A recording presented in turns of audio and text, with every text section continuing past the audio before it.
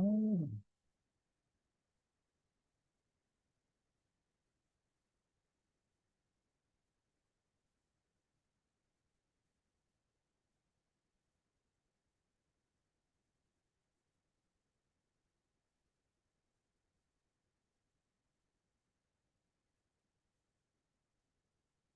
Hello, everybody. Good morning, good evening, good afternoon, wherever you are. Welcome to Critical Beauty. So tonight, hey, what else is there to talk about but the Miss Grand International 2024 competition, which took place October 25th in Bangkok, Thailand. So if you guys watch the show, what do you think of the production? What do you think of the results? Are you happy with the results? Are you happy with the winner? Did they pick the proper top 20 semifinalists? Let me know. So jot down your comment or any question that you might have regarding the pageant, and then I'll be more than happy to read them back to the rest of the world. We're just waiting for my guests to arrive at the show. They're going to be a little bit late, and I invited three guests. One of them is George from the Pageant Empress. George actually attended the finals show, and he was able to chat with a lot of the beauty queens in the theater. And also, he's been uploading a lot of these videos and interviews on his YouTube channel, which is called Pageant Empress. So if you haven't subscribed to George's channel, do so right now and watch all his videos, okay? And listen, if you're new to my channel, please consider subscribing. I would really, really appreciate it. And it will really help this channel grow, okay? And another guest of mine is Luis Lopez, or Wilfredo Luis Lopez. He appeared on my show many, many times. He is a runway coach. He teaches models and pageant girls how to walk on the runway, how to pose, etc. So he'll also be joining us. And of course, my good friend Noemi Melendez, who is the Miss Cuba organization director. And she saw the contest as well, and she has a lot of things to say about the pageant. So if you have anything to say about the show, let me know. So while waiting for our guests, let me know if you guys can hear me. Can someone please let me know if you guys can hear me, or is the reception clear? Because I'm having some connection issues so far for the time being. So if you guys let me know, someone please. All right, I can read your comments. Okay. Hi, everybody. Hi, Carmela. How are you doing? Hi, Christoph. How are you doing? Joelle. Hi. How are you? Let me know where you're watching from. Which country are you watching from? Let me know. And what time is it there? Lisette. Hello, hello. Hello, hello, hello. We have our good friend Bagirat. Hi, Bagirat. Hi, Rafa. Good morning from India. Hello. As you know, India won, right? And I predicted India as the winner from day one. From the moment Rachel Gupta came to Thailand, that's it. Competition has ended right there and then. Okay, she was just unbeatable. Okay, so India, congratulations for India's victory. She's amazing. And as you know, you also have an amazing, beautiful young woman competing in Miss Universe in Mexico. Okay, Rhea Singh. And she's also one of my favorites for the crown. So I wouldn't be surprised if India wins Miss Universe for the fourth time. Right. Okay, so yeah, we're gonna talk about the drama involving Myanmar. As you can see in my banner, all right, here are all the main characters involved in the controversy. You have Miss Grand Myanmar, okay, and then you have the boss himself, Nawat. I don't know what he's cooking, but it looks like it's a cooking show. Wink, wink. And then you have the national director, the cute and hunky and sexy national director of Miss Grand Myanmar, Htoo, Htoo. I don't know how to pronounce his name, Htoo. But apparently, he was not very happy with the results.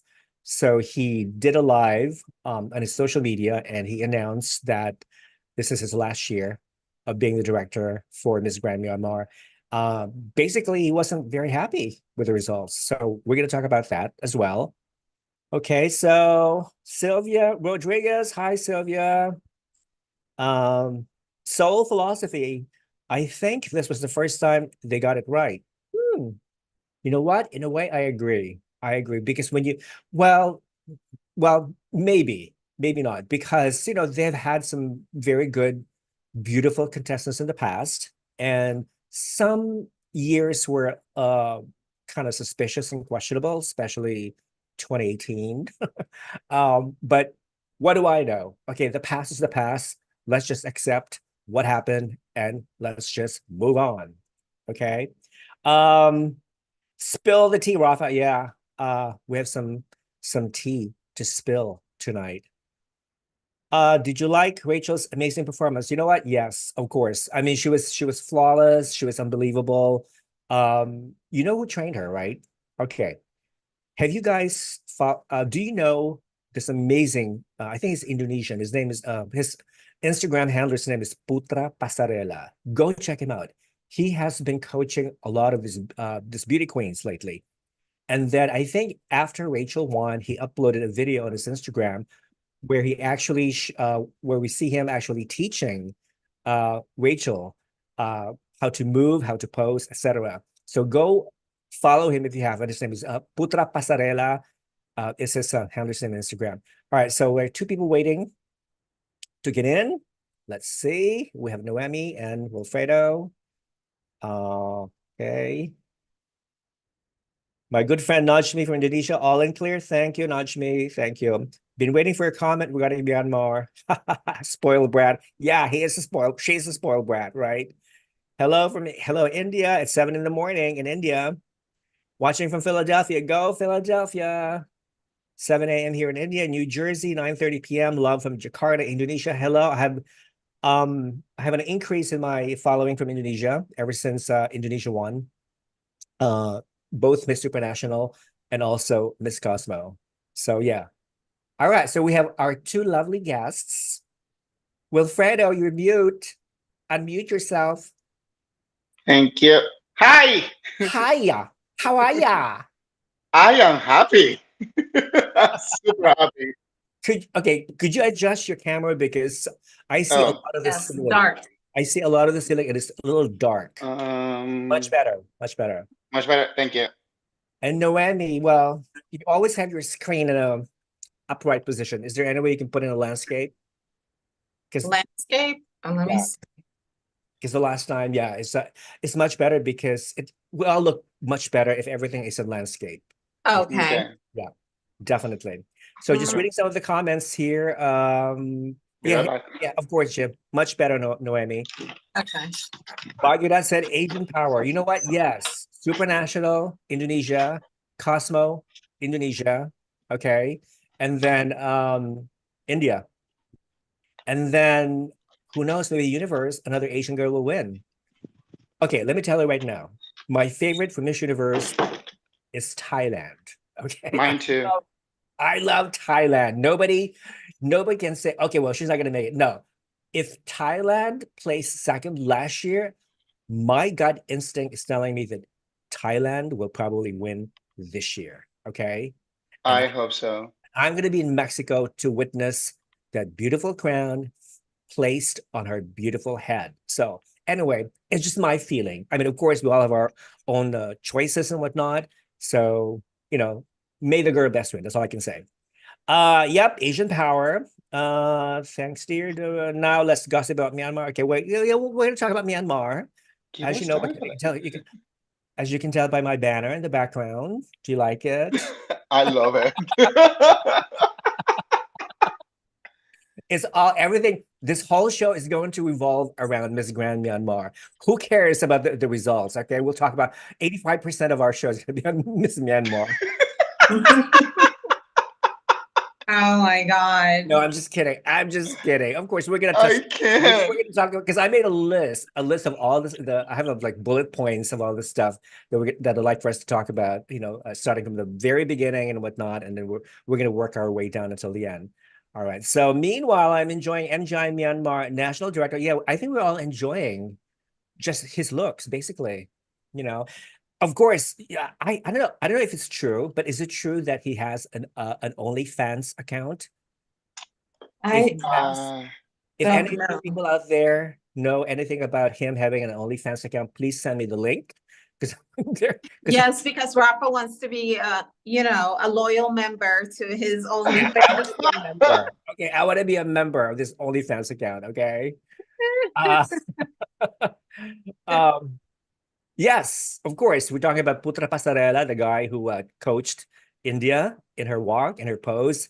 And she, see, this is one thing I like about India because she followed her coach's instructions to the T.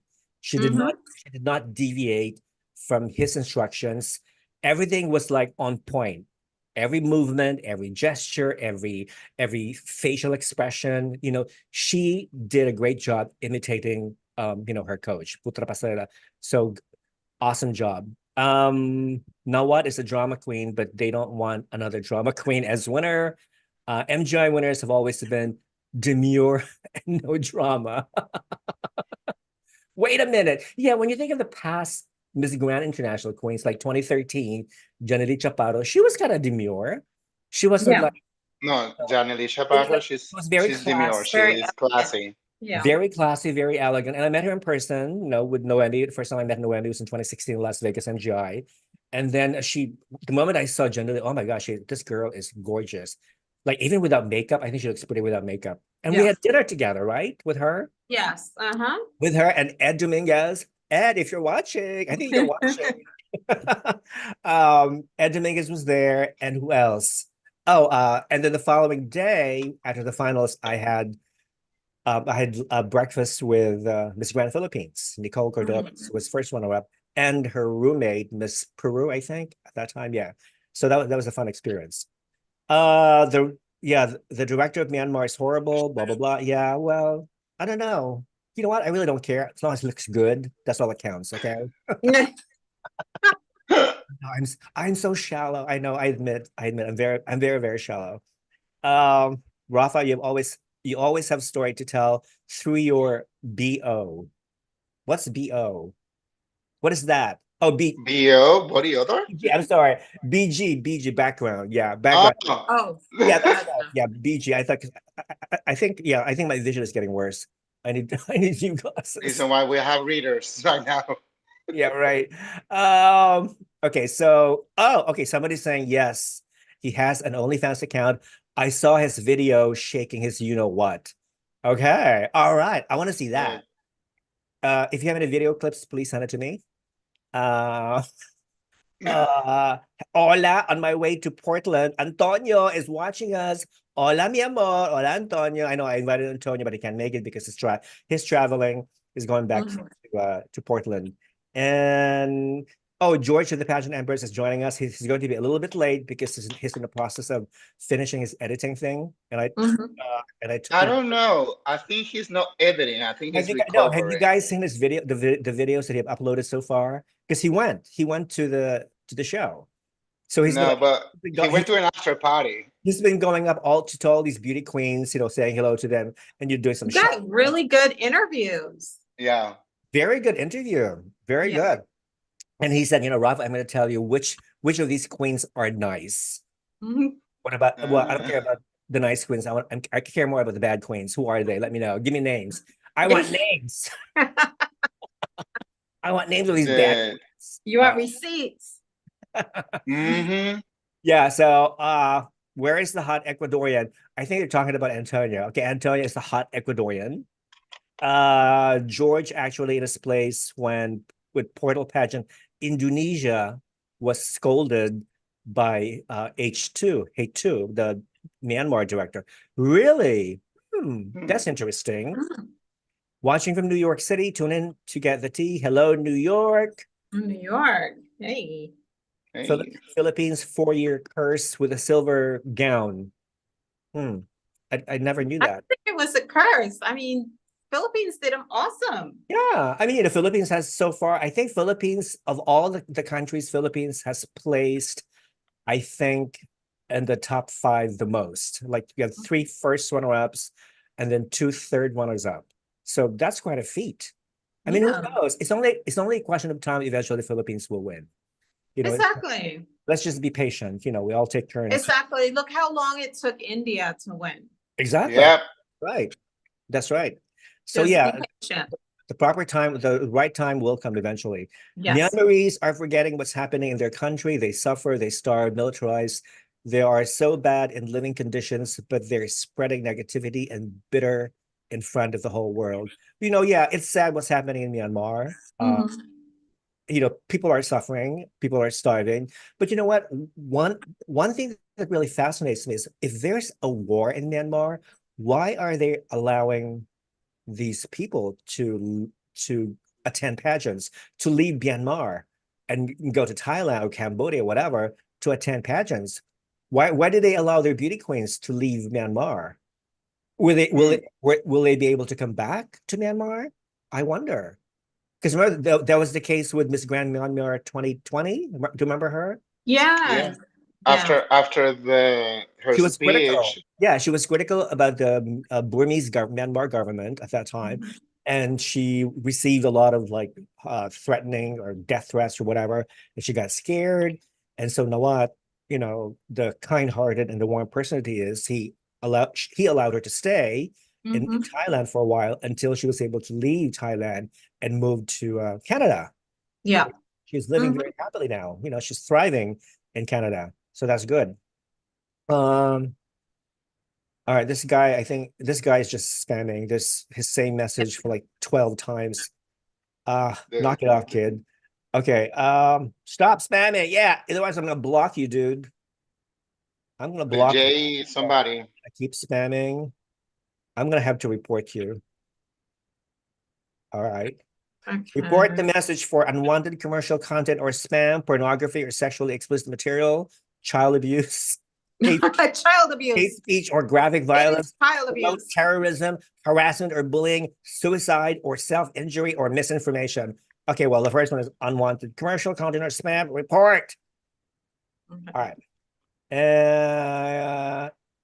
It's Burmese, not Myanmarese. Okay. Dan, are you Burmese?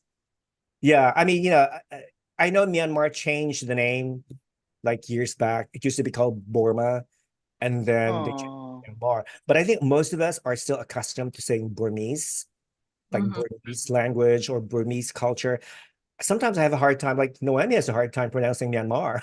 Yeah, I'm sorry. I say How do you say? My bad. Can I answer something? May I answer something to somebody that apparently is calling me out or something in capital letters? Hey, amor, mabuhay, ¿cómo está acá? Pageant Empress says send me the Zoom link. You didn't send him the Zoom link? I thought I did. Okay, let me see. Hold on a second. Hold on, George. I will send you the Zoom link now. Hold on one second. While you're doing that, Amua is correct. I didn't like CJ because objectively she was a good contender, but I didn't like her. She wasn't for me like the Philippine queen that I wanted to see in Grand.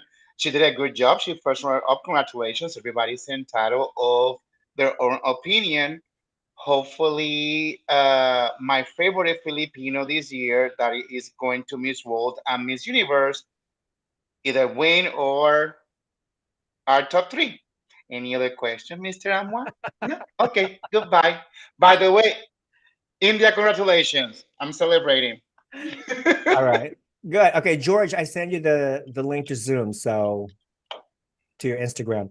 All right, Philippines was strong, but her gown was so bad, it made her look flat-chested. Yeah, there's some controversy going on about her gown. I liked it personally. I thought it gave her a really nice figure, even though it kind of, it did give her that illusion flat chest. Yeah. Yeah. Patrick says, I personally appreciate Noemi for being straightforward and honest. We need a lot of you. Love from the Philippines. Oh, thank you. Former Miss Universe, Gloria Diaz is watching. Oh. Hello, Miss Gloria Diaz. Nah, right. Madame Diaz. Maybe she's saying maybe the Myanmarese are rude like that because they have a hard life. I don't know about that. I don't know. I think every That's country have a rough generalizing. life. Yeah, every wherever you go, you're gonna see a lot of rude people anyway. Yeah. Oh, another beauty queen, Atisa Manalo. She's watching. Atisa Manalo, Miss Cosmo Philippines, 2024. Noemi is biased. You know what? Yeah, I think we're all biased, right? I think we're all pretty much biased. What are you talking about? The national director of Myanmar accused Indonesia of cheating and buying votes. Girl, you want second runner-up. Oh my God. Be happy. Oh my God. Don't be greedy. I can't. Wilfredo. Everybody buys votes. Everybody. It's part of the business thing. It's part of the business. Yeah. When it comes to popular vote, the directors, the country, whatever, they spend a lot of money to make sure that their candidate make it to the court. Exactly. So they need to buy the votes. That's the only time every pageant legally it's okay to buy votes. Ever since the internet was invented, pageants have been taking advantage of this tool called the internet to promote online voting. It has become normal these days now. Okay. So yeah, so even if you want to watch like a closed door interview, so you have to pay to watch the closed door interview. Nothing is free these days. You have to pay for everything because that's another form of revenue for the pageant and production costs and stuff like that. Yeah, because the production will not pay for itself. Exactly. It has to come from someplace. Okay. Wilfredo, you might not like CJ and all the other stuff, but mad respect to this girl. She is the best representative any country can send internationally. Well, I don't know about that. I mean, that was the message that I answered. Yeah, maybe for Miss Grand, she's been the best so far, but overall, no. I liked her. I like her. She did an amazing job. She did a good job. She did a good job, but my favorite is Samantha Bernard. Sorry. Yeah, me too. I like Samantha. Yeah, Samantha was one of the three crowns in Grand that are being stolen. Yes. But Nawat loves CJ. Remember, he went to the Philippines to watch Miss Grand Philippines. And actually, no, like 2 years ago during Binibining Pilipinas, this was before they had a separate Miss Grand Philippines pageant. Nawat went there and he saw her perform and she was his favorite. But, she didn't win. It was somebody else who won. It was Roberta Tamondong, who eventually became a fifth runner-up. So, yeah. Pageant Empress. Come on, Pageant Empress. Where are you? I just sent you the Zoom link. Okay. Okay. A lot of people from the Philippines, Myanmar watching. Wilfredo's laugh is so loud it makes my computer shake, but I love it. Thank you, Wilfredo. We're celebrating with you. Thank you. All right. Okay, let's move on. Okay, so if you guys watch the show, what do you think of it? Rate it 1 to 10, and we're gonna rate our the show ourselves later on. All right, so I want to start with actually before jumping into the show.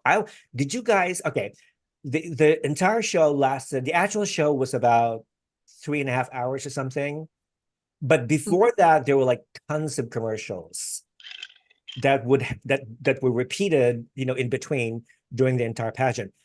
While actually, I rewatched these commercials because I was curious, which contestants they use as models in these contestants, and they practically use the same girls over and over again. Like for instance, the first commercial that came out was this product is called Nangam, NANG It's like a beauty skincare product. Beauty skincare. Yeah. So Cuba was there, Czech Republic, Paraguay, Switzerland. Those are the 4 countries that they use as models. And then followed by nanoplastic surgery, because as you know, nanoplastic surgery is a South Korean-based plastic surgery.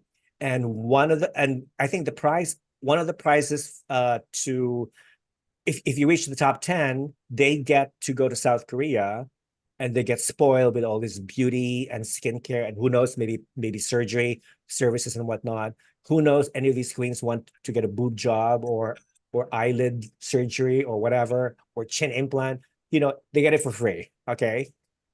No wonder there's a lot of girls attracted to Miss Grand because of that. I mean, sorry, talking about surgery, did somebody notice that Nawat looks a little different this year? Well, he had a hair transplant. Did you know that? I told you. Yeah, Yeah. he gave me the boy love story, Thai the K-pop. actors. He looks like a K-pop I'm like, person. Yeah. Yeah, he does. I mean, he actually looks good for his age. He's like, I don't know how old he is. He's probably pushing 70 or something. But it's possible. He does look good. And he's very energetic. He's a very simple dresser. You notice, like every time he goes on stage, he wears a jacket and a suit and a pants and sneakers. I've never seen him wear like real dress shoes, like leather shoes. So those are the best shoes, sneakers. Well. Here we go, the pageant empress. I want to show you something. Is that all lovely? What is that? Your press pass.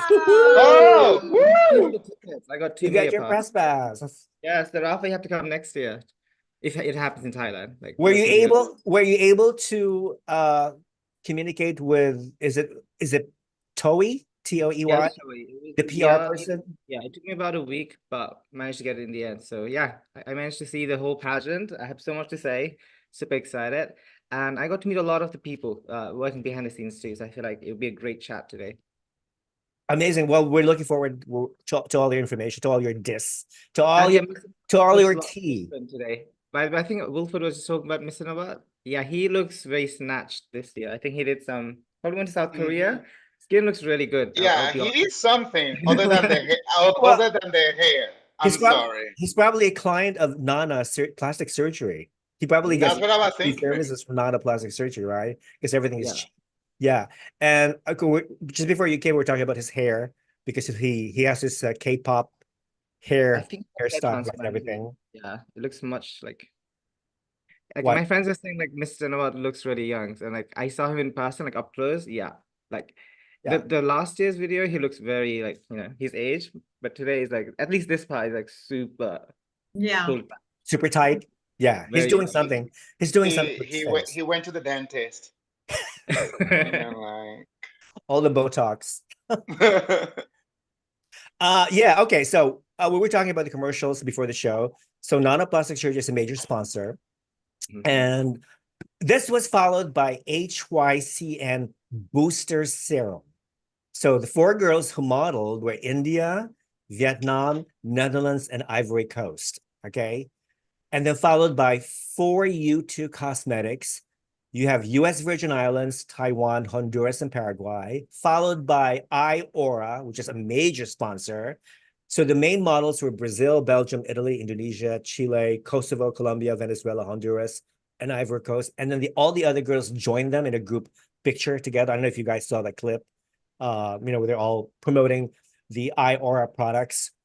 And then there's also a commercial featuring this stuffed animal. It's called TQM. It's like a blue bear or something. I thought that was so cute. I want one of those stuffed animal. So the girls who modeled that was Macau, Dominican Republic, Cuba, and Australia. So Cuba is doing well as far as a model. And then followed by Chat Foundation, Chat Cosmetics, Indonesia, Ecuador, Colombia, Chile. And then you have the Miss Grand International luggage. They all have their countries labeled on the luggage that they would drag every time they would go to rehearsals and stuff and everything. So it was modeled by Canada, Colombia, Trinidad and Tobago, Venezuela. One commercial was Valora Jewelry. I did not see any models. No models. They did not use any girls. It's all jewelry and whatnot and everything. Followed by Finver perfume. I want one of those Finver perfume. They kept spraying to themselves. You know, Spain. You have Spain, El Salvador, Dominican Republic, Philippines, and New Zealand. And then Beauty Locks anti-cellulite lotion. I thought that was very interesting. I want one of those Beauty Locks I don't have cellulite, but just in case one of these days I have, I'll have one. So they used these 4 girls: United States Virgin Islands, India, Paraguay, and Mexico. Now you wonder, do they have any cellulite problems, these girls? So they wonder what. But when the camera zoomed to their legs, I didn't see any cellulite. They're all perfect, you know.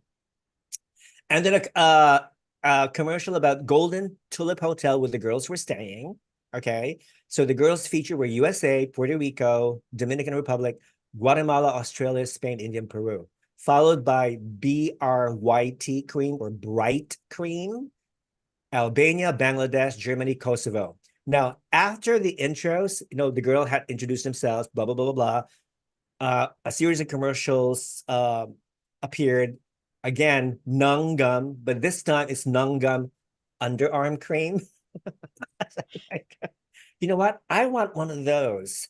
I want one of those underarm cream, okay? Because I have like dark area right here. Okay, people watching, raise your hand if you have like dark armpits. Okay, be honest, okay?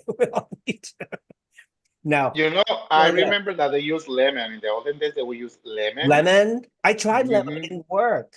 It made my skin very, very itchy almost. No, I want a good armpit product. Okay, so I want to try Nanga. Is that available on Temu, George? Do you think? I think. Yeah.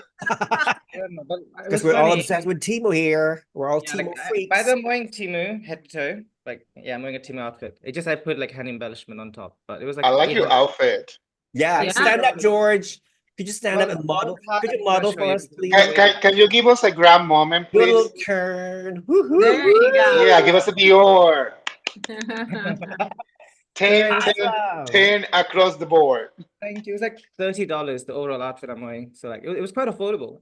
Yeah. Okay, like, I have a question for you. Do you rest after going after party? Actually I didn't sleep. Because no, I don't know.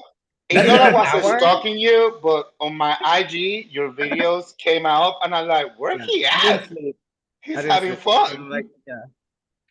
I think I had like 24 hours of no sleep that day because like I was on my way from like I live quite far from Bangkok. It's like 7 hours drive. So in the morning I got to Bangkok. Yeah, and I just got back like yesterday night. So like I look pretty scary today. I had no sleep. Wow. Well, you look fabulous still. Doesn't Yeah. matter. Exactly. You look amazing. Yeah. And I know you had fun.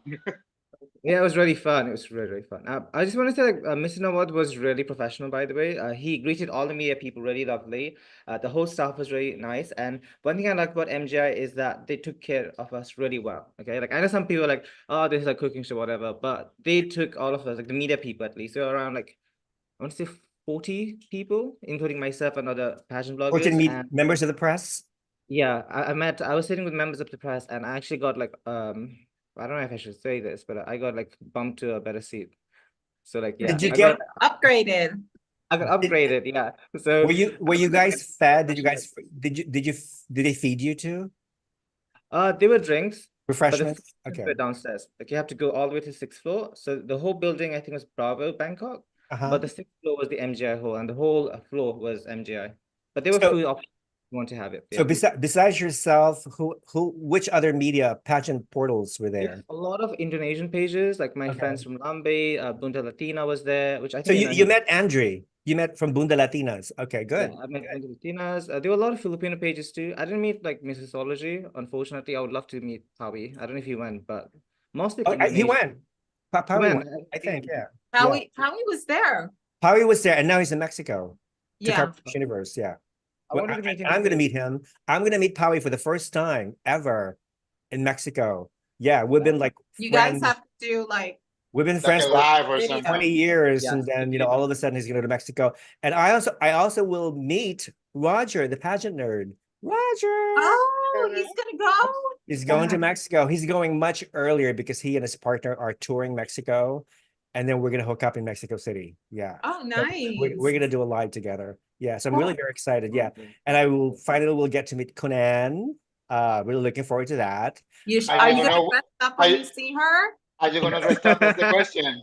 You have to dress up to see her. I have to.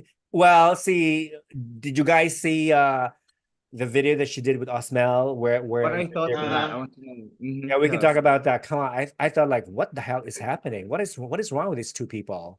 I mean, they were meant to be together. Yeah.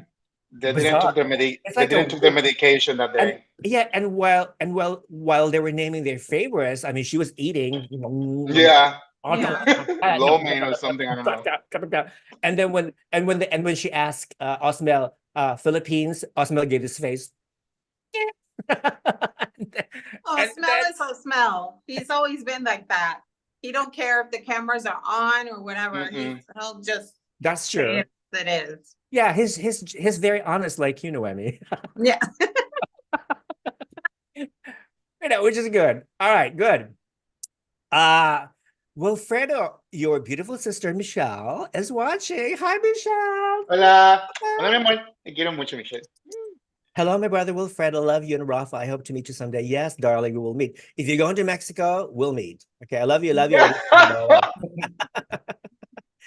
You should have a super chat so people can send you what? Money. Money? Is that what it is? Okay. Oh, I think we should. Yeah. Yeah, people, super chat. Help me. Help this program grow. Yeah, I need some funds for Mexico, please. Do like a Theo. Do a. I mean, there's other people that do like fundraising. So just saying. I don't ask that much. And by the way, you know, when I don't keep the money for myself, I donate it to local animal shelters and stuff. Because, you know, as you know, I'm a big animal rights welfare activist and whatnot. So I do as much as I could. And sometimes I would share these video clips of animals suffering, even on my Instagram, on my stories and stuff, you know. So do whatever you can to help these poor creatures, please. Okay, all right, so moving on to I want to just finish this commercial bit. So after Nangam underarm cream, followed by another Beauty Locks product, and this time you have Brazil, Thailand, Guatemala, Canada, and Vietnam, followed by another Beauty Locks First Walk Body Glow Serum, modeled by Indonesia, Peru, Puerto Rico, Greenland, and then finally, Nana Plastic Surgery featuring Dominican Republic, Indonesia, Korea, Belgium, Albania, Honduras. So my question is, who decided these girls as models for each product? Like who chose who? Because that's random selection when they're at the pageant. Really? Okay. Yeah, it's just random. They usually go with the girls that has most popularity or much more larger following, just to kind of like help boost the brand and stuff like that. Okay, because I didn't see France. Like France is very popular. I didn't see her modeling at all. I did these girls. So I don't know, but at least last year it was like that. It was very random, but they would use a lot of the girls that like super popular. And no Myanmar either. They did not use Myanmar. Yeah. Yeah, so I thought it was very, very weird. Okay. By the way, can I say something about the the national actor of Myanmar? Because do you remember the viral video that went like crazy, right? Like he almost like hit the blogger. This one? I was next to him the whole time. So I saw everything. So I have so much to say about this. Yeah. Because my friend, the one who recorded, was the Indonesian guy I was with, right? Lovely pageantry. And like I might have got maybe like a picture or two of the incident of what happened, but yeah, like he was really aggressive. Like it looked like he wanted to fight. It was that bad that he actually snatched his phone. I was like, delete the stuff. It was like, I thought security should have been there. Like that's my only issue is the security should have come a bit forward, because afterwards it looked like they were actually going to have a physical fight, which I didn't like it. You're right. It was like really unprofessional. No, that was disgusting behavior. I'm sorry. That was so uncalled for. And I think, George, you mentioned that the whole Myanmar team was behaving like that. Yeah. I mean, I wouldn't say the whole, but there was a gang of people with him. There were about like 20 people, and they were bodyguards. Yeah, they're really aggressive, and I didn't feel comfortable. So like I think maybe they should have tight security for the next MGI, because I think they should. I think definitely him going all the way from 6th floor to the first floor, he's fighting with everyone, and like every like fans who was just trying to take some videos and like just say hi to like Tete, Miss Myanmar, and yeah, he was just. If I was there, I'll just put him in police station. The way he was showing his behavior, because he literally wanted to punch people just for taking videos, which was really uncalled for. So like, yeah. Well, I think that scene, I think it's important though to interpret, these scenes from different perspectives, because the first time I saw that video of him in the hotel where she was being, carried into the hotel, I thought, okay, what happened? I mean, she wasn't wearing her shoes. She was like barefoot. And she was being carried by her bodyguards and stuff and everything. So I thought, okay, what is happening? What happened to her? What I'd heard previously was that she had fainted because of all the heat and that she was starving. She hadn't eaten anything. So her energy went low and she fainted. And then to relieve her, to give her some, relieve her some stress, I guess, the director took off the crown and her sash to give her, I guess, more. No, that literally doesn't look No. like something. See, that's what I No. thought, because based on the video, he grabbed the crown He very grabbed- gracefully. It was and really also bad. the Like, he just sash. snatched it, He not was because mad. He And was- somebody else grabbed it because people were like, "Oh, he broke the crown, he smashed it." Yeah. No, Yeah. somebody grabbed it, but he was mad. Mhm. Mhm.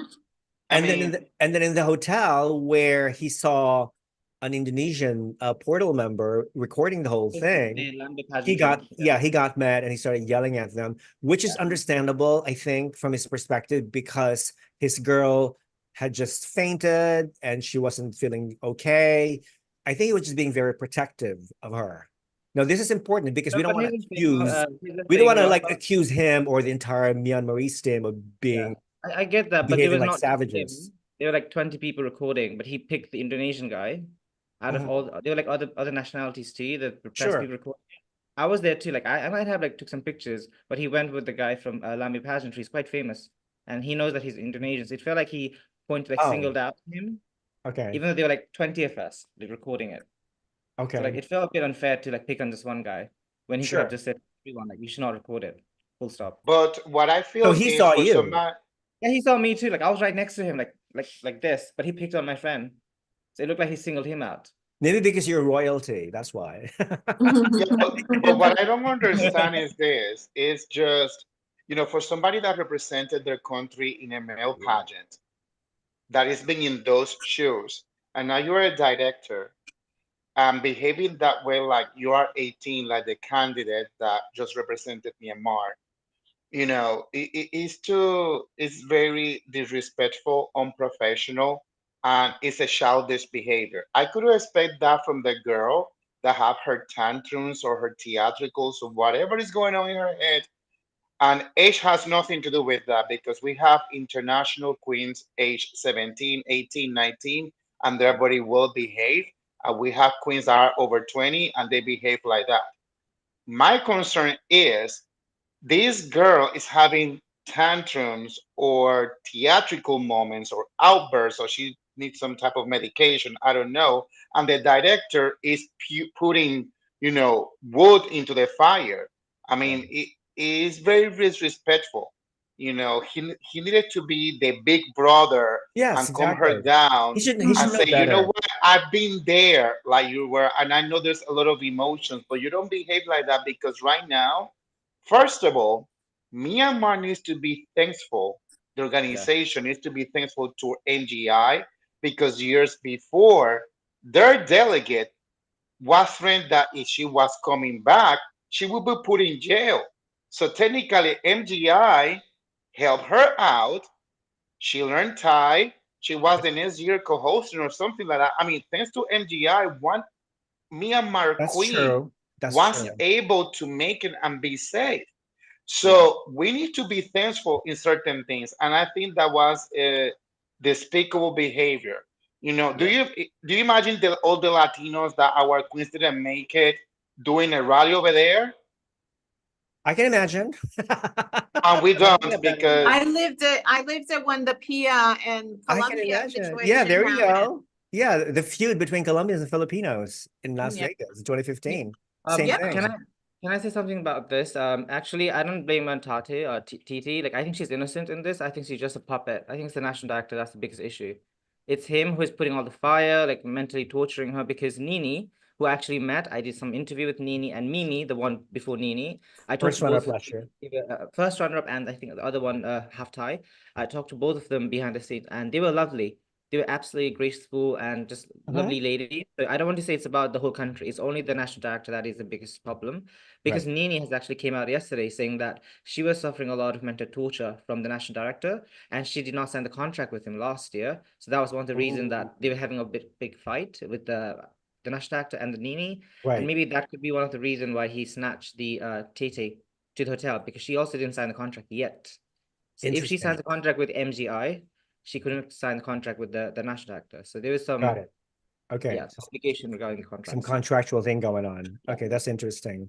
That is interesting. Just read some of the comments here. I love George's outfit and sash. Yes, you made them. You made the sash yourself, George, right? Yeah, everything is by myself. So yes, if you guys want good sash, order them from George. He makes wonderful sashes. Okay. George looks like Apasara Hong Sakula in that outfit. Apasara was Miss Universe from Thailand, 1965. Correct. I love that you guys are spoken so well with sweet notes words you guys got from me. Thank you, just that. I was gonna block you because you were spamming, but thank you. You redeemed yourself. I appreciate that. Okay, hello, Rafa, Noemi, and George from my good friend Naveed in India. Hi, Naveed. How are you? Greetings from India. You have a beautiful winner, queen. After MGI that brought an amazing show, I will say goodbye to Miss Universe. This pageant has become a circus.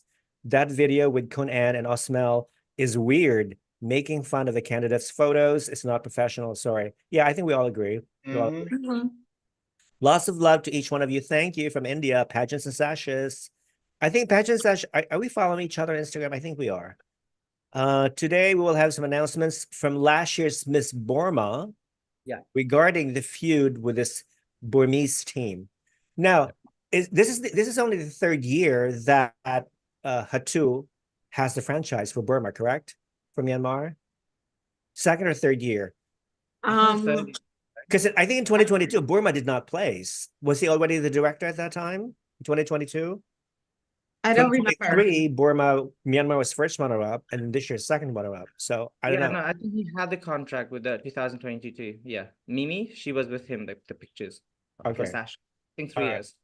Got it. Pretty good, but like two top 3 placement within 3 years. Okay. All right. All right. So anyway, let's move on.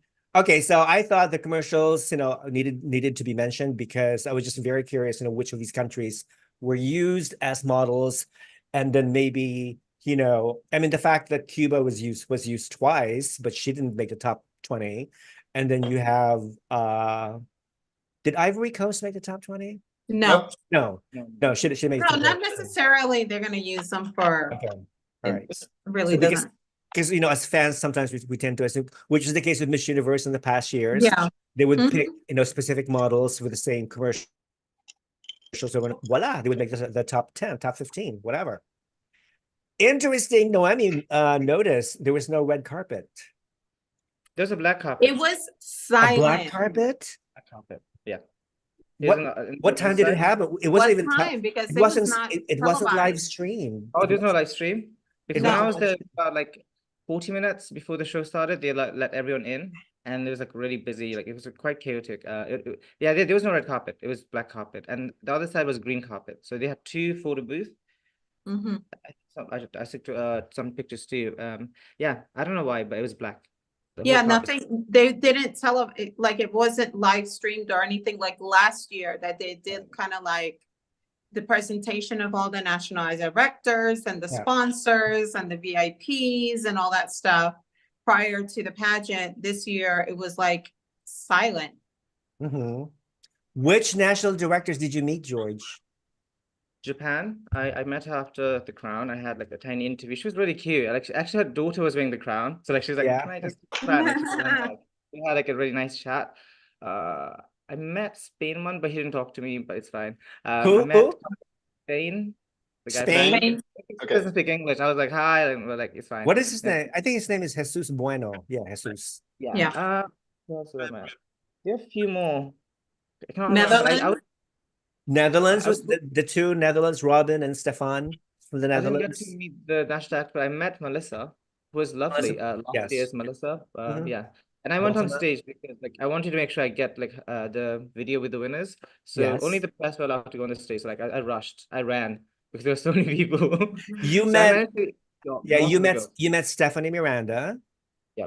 She Yeah. she So had her you went own on Thursday. like ring light. I was like, wait, she had my phone. She's like, what? I was gonna take a selfie. She's like, no, I have a ring light attached to the phone. I was like, so smart. Because the lighting was so so bad backstage. So like she looked incredible. She was really lovely. Yeah. I know Stephanie, and I'm sending her a big kiss. I spent time with her in Fashion Week and then in Miss Grand USA. We spent a lot of time with Luciana, and she is adorable and amazing. And she's always ready with the ring light. So, Stephanie, if you look at watching, te quiero mucho, mi amor, y siempre en comunicación. She is one of my, she and Luciana, they have the nickname of my savers, and they know why. But, mwah, besos, Stephanie. From She Puerto went, Rico. yeah, she went to Thailand with her mother. She did a video reel about her departing. Where does she live? She lives in Ohio still or New York? I forget. Okay. Ohio. No, no. I believe she already moved to Florida. To Because she was Florida. telling me that she was moving to Miami. So I think she's already in Florida. Okay, that's good. Now, did you see? One was missing. One queen was missing last year. Angola, was she there? Oh no, Angola was not there. She was Also, not Abina, there. I don't know if she went. Like in the interview, she told me she was coming to Bangkok, but I actually didn't meet her. Like they were Oh, only you didn't meet Abina, even though you interviewed Abina her. was not there. Yeah. So Ariska was there, Isabella, of course, Luciana, and I think there were one more previous winner of MGI. Okay. Yeah. Okay. Good. I managed to talk to almost all of them. So like, yeah, I was just hustling. Like I know a lot of people like focusing only on India, but I was like hustling, making sure like I may interview like all of them. So except France and Indonesia, I was able to talk to almost all the top 20. So pretty happy. Yeah. So did you like pass out cards like promoting your channel to people? No, I had this. I was like, follow me on this. Oh, So yeah.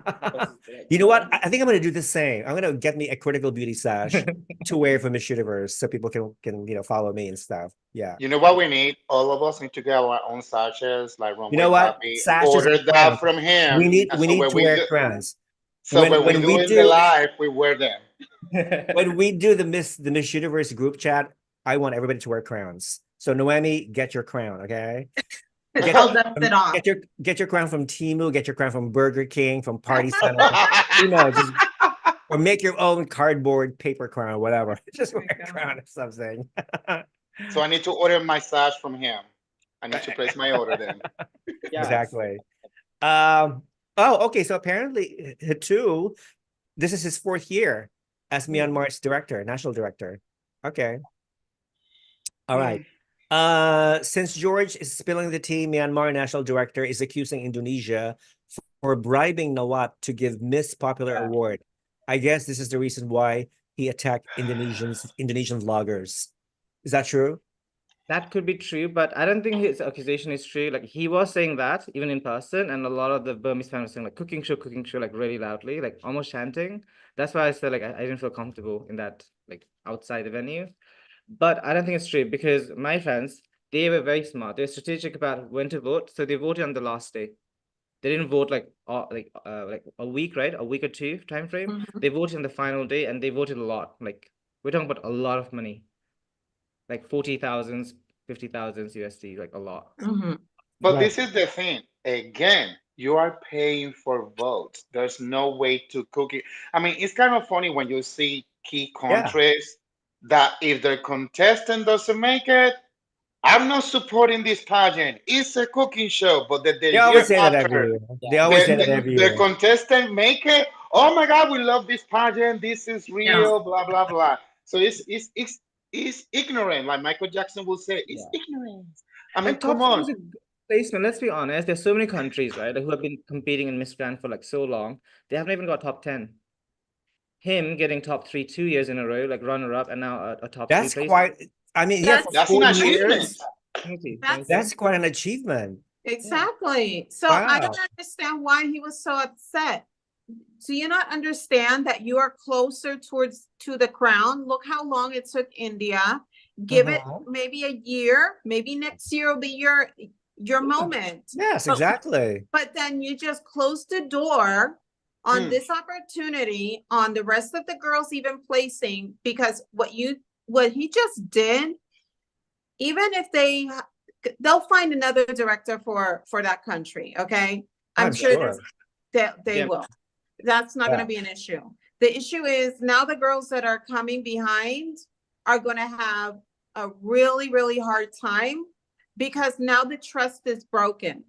You know what I mean? Like, can I trust having, if this girl places that I'm not going to get, you know, another director that's going to lose their mind because she didn't win for X, Y, or Z?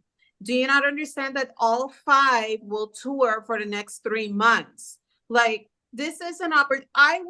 Me as not only a director, but as a delegate, for me, that would be amazing, because I'm still part of the organization. I'm taking advantage of the 3 months that I'm going to be touring, you know, and who knows what could happen from there, who I could meet and continue on with my career as a model or whatever, spokesperson, whatever. So it's like, you're not seeing beyond that. You're just seeing what's in front of you, which is the crown. Right. The thing is, India, if you look at India's competition, I mean, the way that this girl competed was flawless. Flawless. And you cannot deny that. You just can't. I mean, yeah, this girl from day one, she was flawless all the way to the finals. And all 4 of us got it right? We all. Yes. I was in India from the moment. Yep. From the moment. I mean, it was like, if Nawat didn't crown her, that was gonna be a riot right there. I'm honestly, I think Nawat her, like, India showcased so much elegance that a typical Indian queen showcase in pageants normally. Yes. You know, she didn't win with the theatricals, like the paterias, like we're saying in the Latin countries, la mariconeria.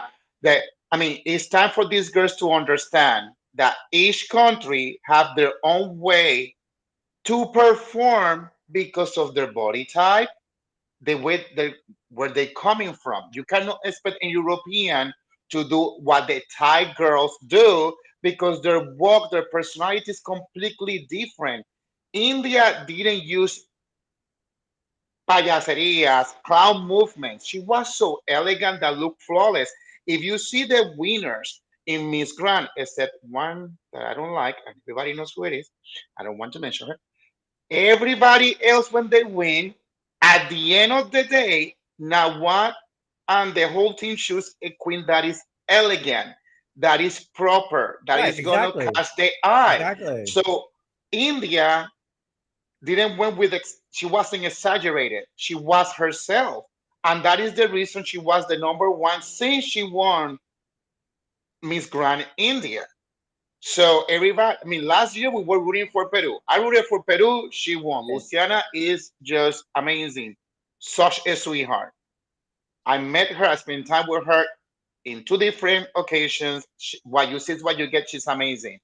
This time, India, all of us were rooting for India. I think the ones here. And we got it again. And we even said it. Now, what needs to listen? And finally, he listens.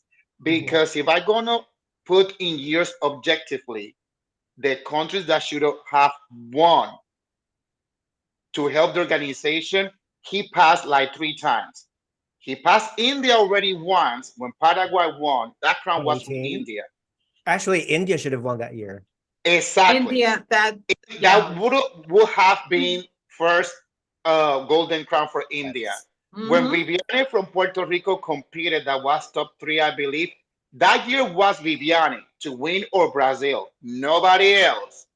The year for the one that I don't like won, that was Philippines' year. You know, because those girls would do something for the organization. And finally, he got it. He got India. Now that girl is going to make so much money for the organization. He has no clue the jackpot that he just crowned, because he lost money with Peru. We all know that. That is not a secret. Okay, that girl did not do anything for her year. Let's be real. She traveled thanks to her own director that was basically organized all her trips, because she was the whole time she was in Miami. Her director paid for her trips? Jessica. Really? Yeah. Okay. I thought it was MGI. Yeah. So, and all the pageants that she traveled to, this is the contract. When you invite a queen to your pageant, you're supposed to pay not only the airfare, but you have to pay a fee. Like a talent fee. Like a talent fee, yeah. Exactly. Like a talent fee. And they waived the talent fee this year because they needed to get her out there. Got it. Okay. So all of these presentations, you know, her going to Telemundo and, you know, for the first time, because Gran would never went to Telemundo, because Telemundo is universe. That's, of course. Yeah, definitely. Know, yep. And the reason why she was able to get into Telemundo was because of Jessica's connections. That makes sense. Yeah, that makes sense. You know, and so she was able to do her tour in Miami because of Jessica's connections, because of Miss Universe, etc. But you know, it wasn't because of MGI, because MGI has no connections with, you know, the Hispanic channels in Miami at all. But the reason why is because Jessica had a lot to do with her trying to get her out there and travel and stuff like that. I'm not saying that she did a bad job. She did her job. But if you were to compare her reign with the other girls' reigns, she did not have the Thailand experience like the other girls had. She didn't live in Thailand, honestly. I mean, that's true. Yeah, she didn't. She lived out of her suitcase. Yeah, exactly. So she spent almost the whole time in Miami. Okay, that makes perfect sense. See, I've always thought that MGI paid for trips, for airfares and accommodations, but that's interesting now that you're telling me. Okay, so Jessica has a lot of money then. No, I mean, I don't think it's a lot of money. I think it's just the connections and sponsorships and stuff like that. Sure. Because the director, let's say I hold a pageant, I want to invite Miss Gran to my pageant. So I have to pay for a first class airfare, round trip or whatever. Obviously her meals, transportation, and her hotel accommodations and all. And then on top of that, the fee. Okay. Now, if Teresa decides that she wants to go on the trip as well, I have to cover Teresa's airfare as well, her accommodations and all of her everything. So she traveled basically the whole time alone. She didn't travel with Teresa. No chaperone, none whatsoever. There was no chaperone. Yeah. She traveled, which is fine. There's nothing wrong with that. She's an adult. She could, you know, she could handle it perfectly, whatever. But see, that's where you notice the difference between different reigns with some of the girls, you know, and Lise, I was talking with Lise after the pageant, Lise Garcia, and we were talking about that. We were like, she's like, oh, I felt bad for, Lise said, I felt bad for her because she didn't have the Thailand experience like we had, you know, living over there and working over there and stuff like that. So living in your apartment in Bangkok. Like enjoying your apartment, your space, your prizes and stuff like that, she didn't experience.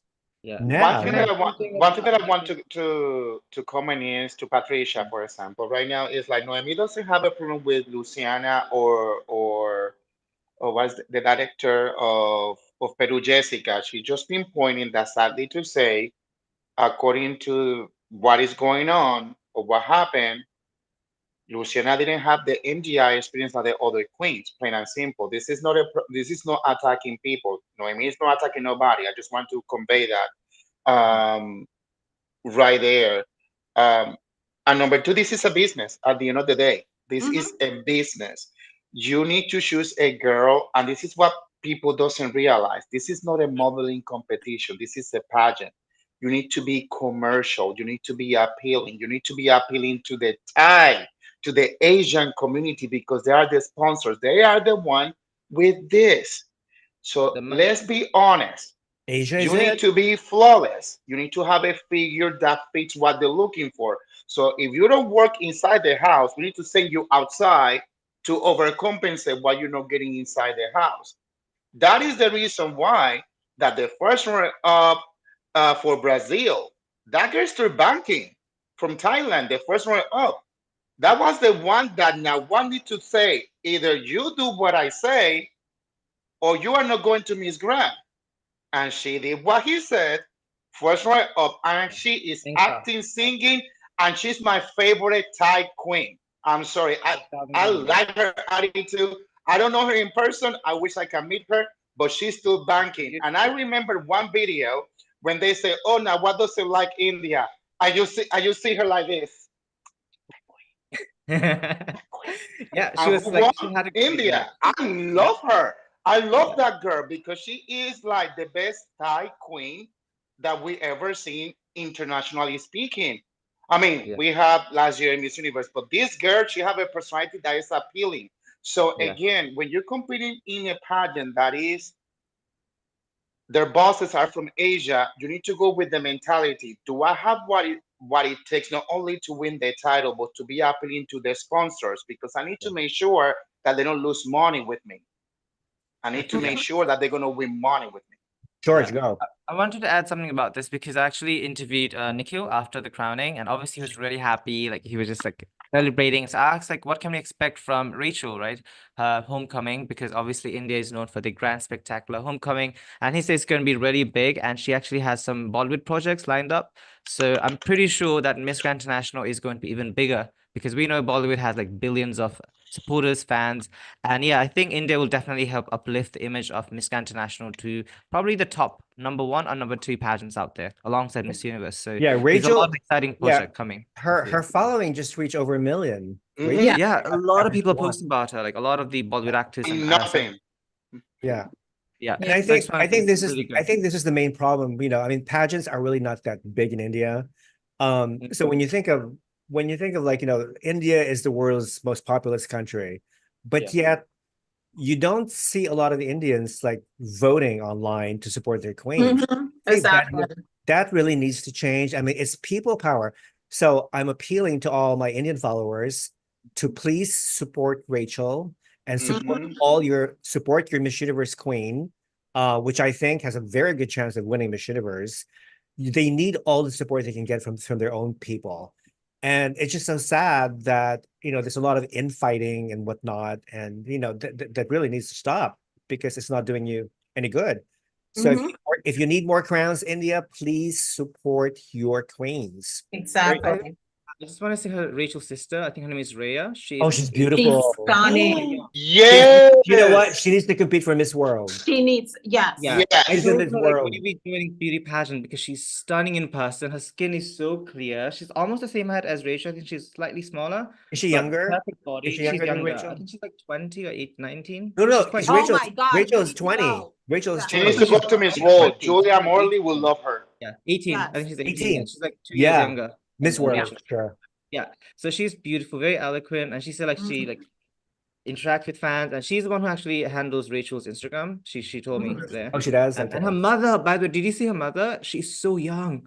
I got confused with Rachel's mother, thinking it was her sister because she was the first person Oh I my met. God. Her like, mother is Rachel's older sister? Stunning. Yeah, the whole family is beautiful. Let's just say that much. Like the DNA is blessing. That's so annoying. George, I have some story to tell you about the mother. But I'll tell you in private. Okay, But you she's know lovely what? to me. I don't like that. So the Puerto Ricans are excluded from this. Only Asians can know. I don't know. I feel Well, apparently, you know, Rachel comes up from a very well off, very rich, very Well, wealthy you can family. tell. You Yeah. can tell. All I can say is that her mother is a stage mom. If you know what a stage mom is, they're very Very controlling. involved. They like to manage their daughter's life. The key word is controlling. Basically, that's all I can say. That's all I can say. So I mean, But imagine that's a cultural thing, I didn't see though. that. Yeah, I didn't But see that's that. a cultural you didn't thing. see that because you haven't known them long enough. You haven't known the mother long enough. But imagine if you have a controlling mother trying to boss Nawat around. It's not a good picture. So, controlling mothers, please listen to me, okay? Now, do not interfere with Nawat's objectives or his business. Period. Stay away. Stay put. Okay, stay put. Just Know your place. just support your daughter. Let her be the Be a mom. let her be the queen, and you be the mom, and let Nawat manage her career, her reign. Okay, He will I'm do a imagining- great. He will do a great job. for sure. I'm imagining all the Filipinos now putting candles to the Virgin and say, please, that the mother interfere. That way, Philippines can get the MGI crown now. Oh, they do that every year. You know, Filipinos go to mass. You know, every To Sunday, mass, every day. oh. They go to mass every day. You know, offer prayers to the Blessed Virgin Mary. Please, Virgin Mary, please have Philippines win Miss Universe again. Stuff like that. I promise. I heard Philippines might host the Miss Grand International next year. It's between Philippines. Well, yeah, and I did India. a story. I did a story in my Instagram poll. Yeah. The three countries that are bidding to host: Philippines, Brazil, and India. Okay, and I think the latest result shows Philippines as leading, followed by Brazil and followed by India. So I don't know. We'll see. So India, if you want India to host Miss Grand International, vote. Support. Go for it. Show your support. Reading some of the comments, NiNi, Miss Myanmar, first one up last year, and the national director, they are literally fighting on Facebook since last night. I guess the national director is the main problem. The girl was not even able to celebrate. They dragged her out. Yeah, very sad. Very, very sad indeed. Ariska was there. Miss Grand Indonesia. 2016. She looked. I thought she looked much beautiful. She was glowing. She was Yes. glowing than when she won in 2016. Yeah. I remember I saw her in person in 2016, and I close up. Her skin wasn't on her best. She had like some acne problem, but now I think her skin has cleared up. You guys, oh, thank you, Just. You guys are so sophisticated and brilliant. I could say you guys are philosophers of beauty pageantry. Well, thank you. Yeah, we are philosophers. Okay, we're the philosophers. We all have different perspectives and stuff. Why was he so pressed about the fan vote? It is not like it gives you the crown. Well, exactly. Exactly. Yeah. It doesn't guarantee. See, now what doesn't owe any of the directors anything? Let's be honest. He doesn't. What his vision this year was, what country is going to support me and which country where I could branch out.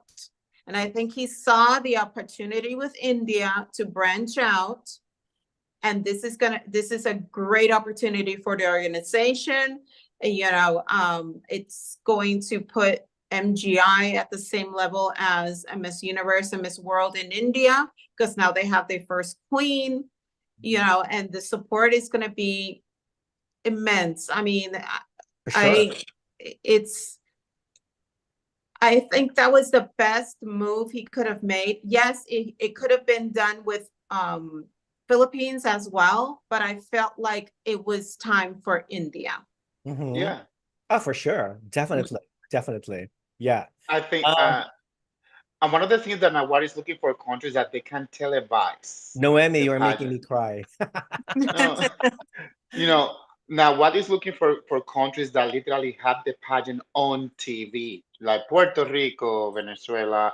You know, there's key countries that if he knows that if he invests and they can televise, not online, but televise it, that's what he's looking. And in India, when you see their national pageants, it's a production. I mean, big actors and actresses within the industry are there, part of the show, even judging. So this is a right move. Or if not, ask Julia Morley that the best Miss World that they have is from India. They even have it back to back, I think, a couple of times. Yeah. I mean, ask Priyanka Chopra, Ashwarya Rai. Yeah. And speaking, by the way, you know, Miss International is around the corner. India has not won Miss International. So this, Indian people, this is your time to shine again on Miss International stage. Take advantage of now The Of boom. this momentum. Take advantage all of of this Rachel's momentum. momentum. Yeah. and support your girl. So it's gonna be like what do you call it? It's like a cascade of Indian beauties Exactly. like A winning, domino effect. like A a domino domino. effect. Exactly. Mhm. So yeah, go for it. So apparently, so NiNi and Htoo have been arguing. So do you think, well, now that Htoo is gone, he left, do you think they will offer the franchise to NiNi from I Myanmar? hope so. That'd be great. I think she She's would be lovely. great, right? I think she would Be be a great great, choice. Yeah. a great And I think director. she has a lot of connections in Myanmar too, because I think she's like over 1 million followers as well. Like she's quite famous in the country. So I think she has connections and she's way better. Like just a small like 2 minutes interaction with her, I can feel Yeah. more like positive energy I was getting from her than like the national actor. Yeah. Yeah. You know what? Okay, so Htoo is gone. You know what? I don't mind adopting him. I think I'm gonna send him to Mr. Global to represent Myanmar. What do you think? Why? Why? Why? I'm just I kidding. mean, My God, I mean, people. Don't you have if you any want sense of somebody humor? that hot, I will go with the director or president of Miss Cosmos. That one is the one. Oh, That one is the who is in one Thailand? But you need to line up because a cute long queue. Okay, it's not just you. A lot of us would also want to yeah. just go out for dinner with him. Finally, we have an owner of a pageant that is sexy and cute and demure. Very meaningful. Yeah. You guys are riot. You guys are Sorry, too I'm funny. Pageant here Empress. with I you think you guys. are a 10 out of 10, but you have competition with him. Yes. This is funny. Okay, let's move on with the program. What? Atisa Manalo. What is it? Rafa, take off your headscarf. If you stand with Brian on the US Virgin Islands issue and blink twice if you stand with Sam. Oh my God. Okay, are we Atisa, going to you go are on that right Atisa, you now? are so naughty. Are we going on that one right now? Are we going to talk about? Do you guys want to talk us? Do you want to Sure. talk about the United States Virgin Islands issue? I'm out of my George, are you familiar with the 50, issue? so- Tell me this is new information. So like, go on. Okay, Spill whatever. because I sent you that graphic that Brian had posted. Send Yeah, it, but send it to him so I he's not didn't on. sleep. Like literally, like I saw, but I was not like processing any information. I was like Oh, busy. okay. You are partying wasn't- hard. Yeah, like I didn't really. He was popping hard. Like, woo! You were like, You. So yeah, sorry, tell me what's going on. All right. Well, you know what? Brian might be watching, Brian, if you're watching, we love you, right? So hi. So my position is that I'm trying to stay neutral as possible because, I mean, I don't know Samantha personally. I don't know Samantha personally. I've never met her. I do know Heather because I interviewed her along with Brian. So Heather is a friend, Brian is a friend. I really don't want to create any confusion or chaos further between the two. So I try to be as civil and neutral as possible. So I think it's better off that we stay away from the issue and let them resolve the issue, by My themselves. only opinion about Brian, since I had the blessing to meet him, is that I wouldn't, how I say this, I would have preferred for this to be resolved later on and in private. not post that within 24 hours when the pageant happened, especially because for the first time, US Virgin Islands make the cut and the whole team did a great job under his management. So it was kind of sad to again post that. That was the only thing that caught me off guard. And I saw the picture of the sash and everything. Again, we don't know what happens there. That's something between he and his queen.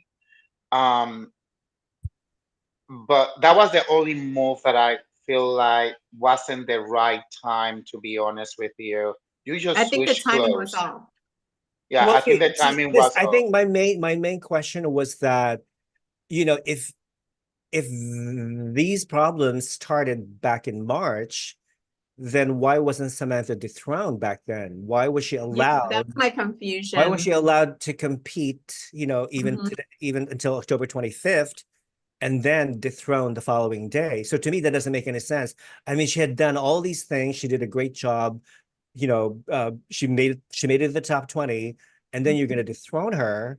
a day after the finals. So it just doesn't make any sense at all, you know? Well, I can tell you right now that in Miss Grand USA, we had almost a similar situation with one of the contestants. She was top 5. I think it was New Jersey. Don't quote me. I don't remember right now. I mean, I had the blessing to work with all of them, and all of them were adorable. Working with them, as my capacity, thanks to Rachel and the organization.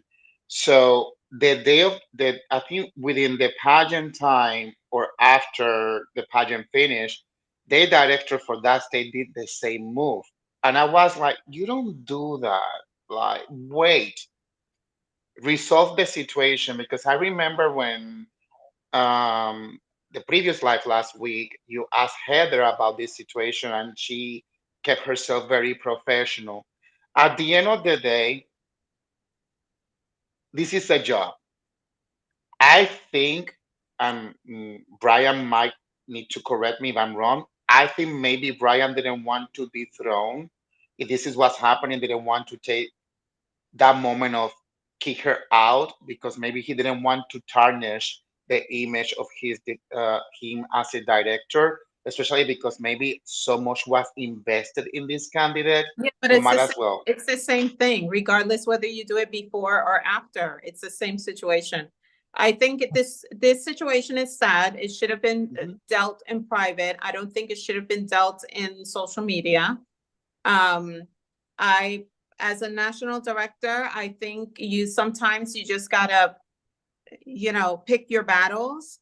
I think he should have gone with the win and move on from there. But that's just my take and how I would have handled it. Everybody handles their situations and their problems differently. And, again, we don't know the details. Right. It's a private situation. It's sad. And I think they should have dealt with it privately and not in social media. I really hate this, the times that we're living in, that everybody immediately goes to social media and wants to discredit one person and another. Yeah. And there's, there's just times that you just handle your things in private. Not everybody needs to know everything. And not all the time you need to clear out things. So just let things be. And moving on. I think everybody needs to learn from Noemi that as a director, as the OG of the Cuban Queens, because she's the director. It's not easy to be a It's director. not easy to be a director. You need to have tough skin. A Yeah. director Because is not your usually- best friend. Well, usually when things happen between the candidate and the director, the public usually supports and believes everything what the girl says. Exactly. They never listen to They never listen. No. They never listen to the director because they blame the organization, Right. and they side. And for everybody, there's two sides to a story. And when you're competing in a pageant, you have to understand that this is not just a hobby. This is a job. You're preparing yourself for a job for 1 year. And you're working with an organization, whether it's your local organization, your national organization. There are rules, there are expectations as a director towards the delegate and the delegate towards the organization, and it needs to be respected. It needs to be handled in a way where both parties are happy and understand what are the expectations. Okay. And so let's just move on from here. Let's talk about something else. Let's talk about the gowns. Can we talk about the gowns? Yes. Our good friend Ed Dominguez just sent me a text message. This group chat is on fire today. And now I'm reading a comment coming from Edwy, EDW. It says, "Hi guys, hey guys, it's Ed. Is this the same Ed Dominguez? Regarding the Samantha issue, there are way too much side on the cube that is juggling these queens as a director." Yeah, that's true. Wow. Yeah, like Noemi is saying, we don't know exactly what happened between the two. Just leave it at that. Okay, move on now. we mentioned there was no red carpet, but George, you said there was a black carpet. Black Okay, carpet, yeah. the opening scene video shows all the girls in different city scenes. I think the background nightlife. was Yes. the music was you're a womanizer, you're a womanizer, woman. womanizer. Mhm. Yeah. I thought it was cute. And then that scene where they were wearing all these sunglasses in the theater. Of course, you see India everywhere, practically every Yes. scene. Okay. And then followed by Luciana, Queen Luciana, opening the show with a fabulous dance number and all the girls dressing fun. bold. Yeah. Did you notice some girls were wearing short skirts and some girls were wearing trousers? Uh-huh. Yes. Like, what's up Yeah. with that? Like, what did they have? Were they given the liberty to choose whatever they wanted to wear, or No, they're giving, those are production. They don't have I mean, you go, you try it on and you're assigned whatever you're gonna wear. Okay, I thought the choreography was Oh, what amazing. amazing. Whoever the choreographer was, kudos to him or her, whatever. I was like, Yeah. Luciana, I think this is being one of the best. I remember the only person that I can remember right now that did a great job dancing was Liz Garcia. And this is the second MGI queen that I can tell right now that brought spiciness on stage. I mean, Luciana was giving me life. I was like, if I'm watching RuPaul, Well, she was voguing, she was giving hair. she's I mean, an entertainer. and I love Yes. it. I mean, Yeah. she was giving, and that is the reason why, one of the reasons why I love her so much. But that opening gave me life. You see, there I Yes. kind of It allow. set the tone. It sets the tone for the Yeah, rest of the show. exactly. Exactly. Yeah, I mean, that was amazing. So far, she and Liz are the only two queens so far. I don't remember Ijanelli dance or no, I don't remember her. She But did. I remember Liz. I I think they all remember Liz danced. dancing. All Yeah, the queens danced. but Yeah. Even you had Avina. something memorable. Avina is not a dancer, but she danced. She Yeah. danced and she sang. Yeah, Yeah, and sure. she Okay. sang too. Yeah, so I prefer Liz dance. I remember when she was dancing, I was like, yeah, go ahead, Puerto Rican Cuban queen. And then we have this Peruvian queen giving everything and anything. Come on. Well, I thought the dance moves were very good. They were quite exhaustive. And I know, did you notice the disco influence, because there's like a disco ball Those big Yeah. dancers. background, and I thought I was amazing. And of course, who were the queens that were hanging from the ceiling? It They're was like Singapore, I think Trinidad and Tobago. A couple of other girls too. Colombia. Denmark. Colombia Denmark. too, yeah. Denmark. Colombia was in the And in the Denmark, I stage think. in the On the back. sky, yeah. Because Yeah. I was looking, I said, okay, I know that one. And then I was like, please, nobody fell off. And of course, the LED lighting was amazing. You know, they showed Yeah. the flag, which I thought, you know, the flags they were like pixelized. They almost had the MGI logo embedded on them when you close up. I thought it was great, wonderful on each side, and then you have the image of the flag in the center, and then the name of the country. The graphic is on the Yes. ceiling. Yeah, thought, on top. this is Yeah. good. This is amazing. It was really 3D, and like watching in person, Rafa, it was such a magical moment because I've never gone to MGI, right? It's my first time actually witnessing it. It felt out of the world. Like, I know it looks good on TV, but it looks 10 times better in person. Like watching it in person is way better, and like I would recommend people. I know there are a lot of people who will only say like, "Oh, pageantry is like good or bad," but they don't actually witness it in person.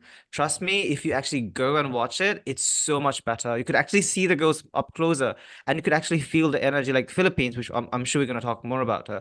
Her presence was out of the world. Even if I don't really like the gown that much, but her presentation was so But good. you don't like her hair flip though. Yeah, the hair flick. I'm not hair flip. Dominican Republic. That was another. Oh, I interviewed her after the Dominican Republic. I was like, yes. So stunning person. Yeah, Dominican Republic was probably the best Dominican contestant so far. Yes. It's grand. Yeah, she definitely has. And she showed evolution, and that's one of the She needs things. to go to Miss Universe. Yeah, for sure. She showed evolution, and this is the thing that I always say. What you did in your last pageant doesn't count. What counts is what you do in the current pageant. She came from Intercontinental when Lulu was competing, and they both competed together. And for people that doesn't know, when you go to Intercontinental, they choose by region. That year was Dominican Republic, Cuba, and Puerto Rico. Puerto Rico was first runner up. Dominican Republic, I met her in Miss Grand USA. And when I was seeing her evolution and the transformation, that's when you know, oh, she's not coming to be a clapper. She is coming for the big. And I think all the queens that goes to Grand, their main minimum objective needs to be, let me make it to the top 10. Yes. Once I'm in the top 10, doesn't matter if I don't win, I'm going to tour in Thailand and opportunities will happen. I think minimum all the girls need to focus. You are a real winner if you made the top 10. You made the top 20, you are not a winner. You're nothing. You made the top 10, that's when you're winning because you're going to be touring. And that's what people need to remember. Top 10 is going to give you the golden ticket. Yeah, for sure. Definitely. Okay, moving on. Okay, so what do we think of host Matthew Dean? Can I comment Scale of something on 1 to Matthew? 10? Body. He's even better in person. He's so handsome. Like he's really hot. My only concern is he's really skinny. He's really small this year. Like I don't know if he's lost weight. Just feed him. Maybe Just feed him. Just cook. Just I don't cook. cook, but I'll cook for him. But like, yeah, he's really handsome person. There you go. Yeah. What do we think But of quite his skinny though? What do we think of his gold suit? I It's like like Liberace. it. I like it. What's appropriate? Yeah, he It was- wasn't wearing anything It was underneath. grand. It was it was a jacket and coupled with a pair of white sneakers, I think. Yeah, it was white sneakers, white shoes. Yeah. I thought he was perfect. Okay. I love him as a host. Yeah. Should never They get should rid keep of him. him. They should keep him forever. Yeah. I think he's like the Thai version of But You is know- he Thai or is he Filipino? No, He's No, Thai. he's not. Yeah. He's half Thai, Thai. right? Yeah, Thai Australian. He's Yeah. Thai Australian. Oh, He's Thai like- Australian. Okay. Yeah. No wonder Thai. his English is very like. yeah. But Super he's good. very proper He's, and he's, have he's that married to a presence. Thai woman. Yeah, he's And married. they have He like has what? children. They Is have he like 12 married? children. Yeah, they have like Yes. 12 kids or something. He has Kids. what? 12 Kids. children? Two. No, two. Oh, Two. two. I was like 12. Rafa, stop mis. Why? Maybe he I has think he, maybe he has 10 others that he doesn't know that he's the father of. So oh my God. Who You know that knows? summer in 2000. No, but he's like the male version, the Thai version of this famous host in Miss Universe, David Clark, I think it is. That he was always good. This is the best host that any pageant can have. I think Nawat nailed it to have him. I hopefully he doesn't get fired because he's good. all right. Yeah. So we all love Matthew Dean. He's amazing. He's amazing, and he should be there every year. This was followed by the special awards. The first one was Chiming by Chat Cosmetics, won by Indonesia, followed by Beauty Skin by Haya Booster Serum, won by both Thailand and Myanmar, followed by I Aura Queen, won by Myanmar. And then the best national costume, you had 3 winners, Brazil, Ecuador, Honduras. I was shocked that United Kingdom was not nominated. Me too. Yeah. I wanted her in top 3 best national. What costume. happened? Okay. I mean, all 3 Latin countries won the national costume. I mean, Brazil, I really didn't care for a costume. Ecuador, yes, because a different story behind pushed Ecuador. Brazil Honduras this was year so-so. too much. But I'm sorry. United Kingdom should have been there. What other Yeah. costumes do I remember? Ecuador's costume was Ecuador was amazing. fabulous. Yeah. Was it one of the Asian? Was it Laos with the elephants or something? Yeah, it was last. Laos. Yeah. I think the execution's not that great though. Like looking it up close, it's not that good.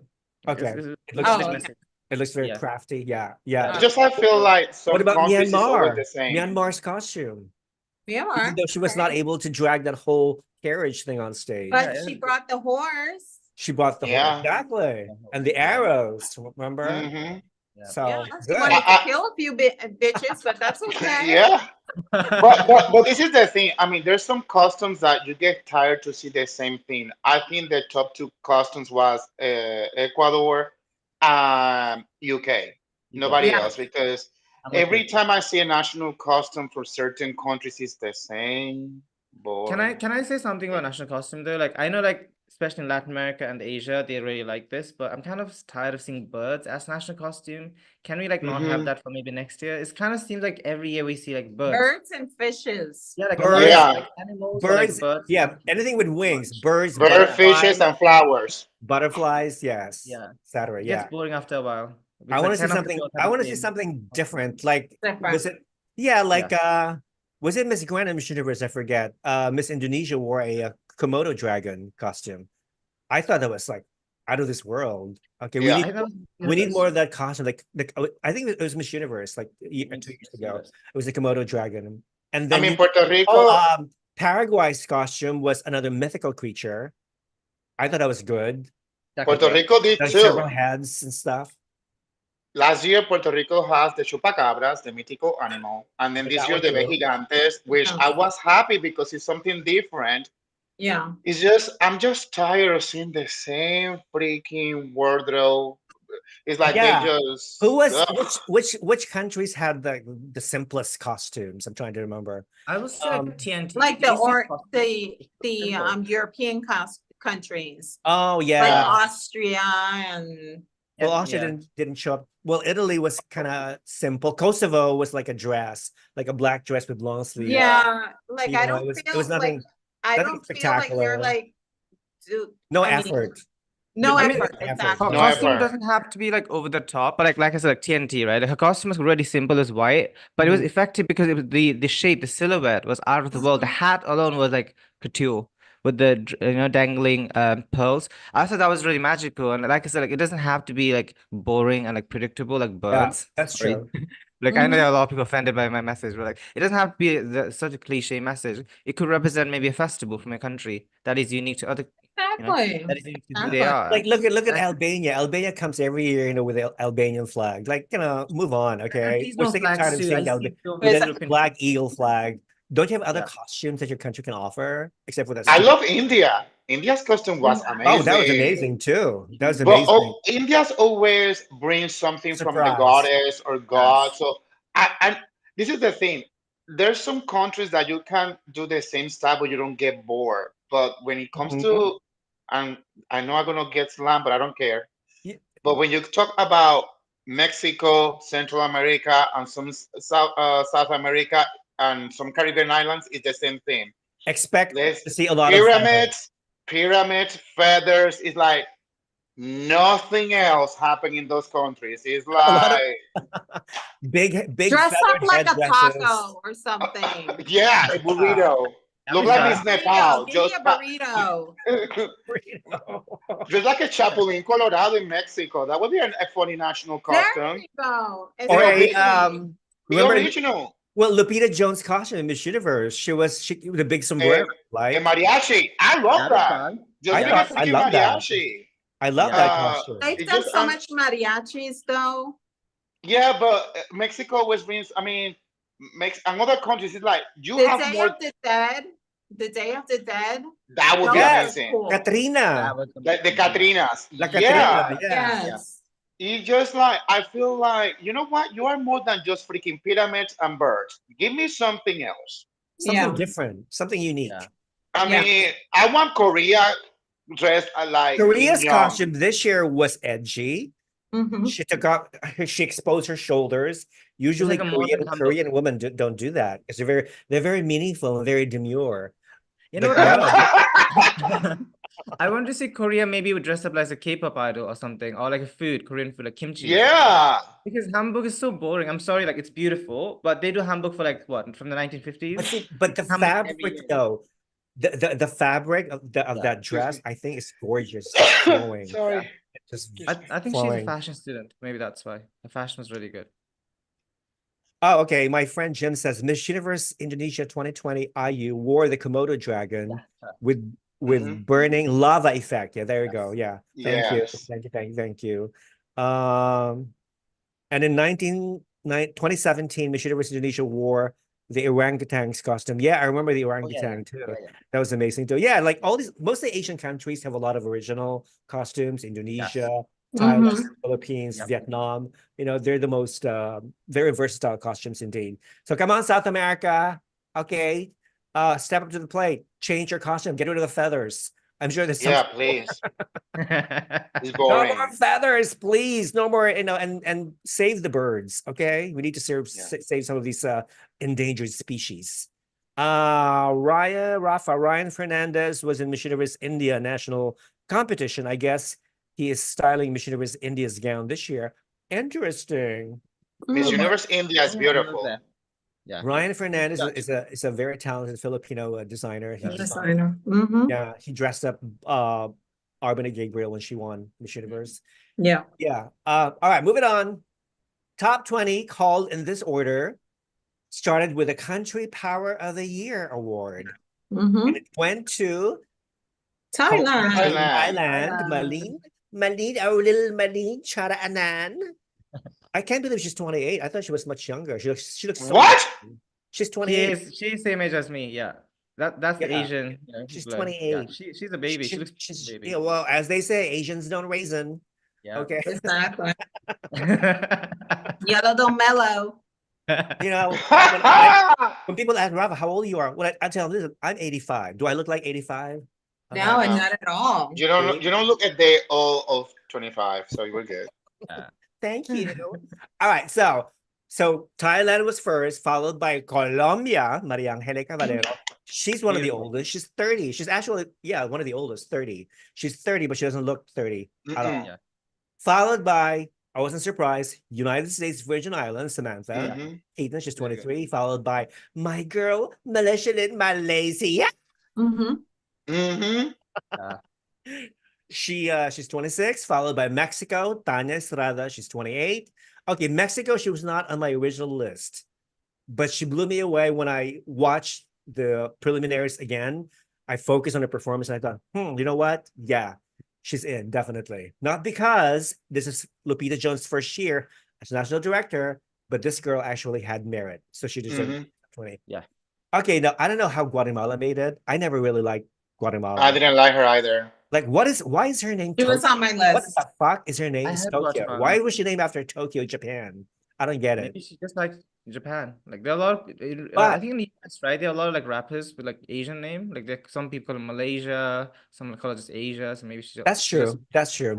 I noticed too when the camera focused on her face, she kind of resembles Luciana. She's like the blonde. I thought that when I You saw her. notice Like she's Luciana, like the but with a blonde blonde. version Yeah. of Luciana, because same facial structure, same traits and whatnot. And this could be Luciana as a blonde, but of course Luciana has more personality and probably More she's more personality, talented. Okay, And stage I presence. didn't like Guatemala. It looked You like don't like she had like a Guatemala? small face and a lot of hair. she's very delicate. I think she's like very delicate. She can go to Miss International, Miss World Yeah. if she wants to. Or But Miss I didn't Cosmo, like her. you know. Followed by my girl El Salvador, Julia Zanoni. I knew it. She was gonna make it. She's only 19. You know, when you compare El Salvador with Myanmar, who's 18, like El Salvador is only a year younger, but come on, she's very mature for her age. Mhm. Okay. Yeah. Okay. And she's just stunning. I want to see her compete in Miss Universe. This was followed by La Belle France, Miss France, Safietou Kabengele. She's like George 26. of I brought croissants and You know, her wig. Plus, Do it. She is just, we all expected France to be there. I think she is the most, she's the most charming because she has so much charisma. yes. You know, I mean, she's tall too. oh my God, but she's gorgeous. I think she She's stood a out the most. beautiful face. She It's stood kind out of the most. sad that I think that she didn't expect it to be in the top 5, so she wasn't ready for that question. Because Yeah. when they call her, you see her surprise face. I mean, I'm gonna be very honest, and please, Pageant Empress, don't kill me. But we all know that our Ebano goddesses, they normally are not picked in Asian pageants because of the sponsors. So I think France was like, I made it to the top 10. I'm good. But when she passed to the 5, her face was like, whoa. She didn't expect it.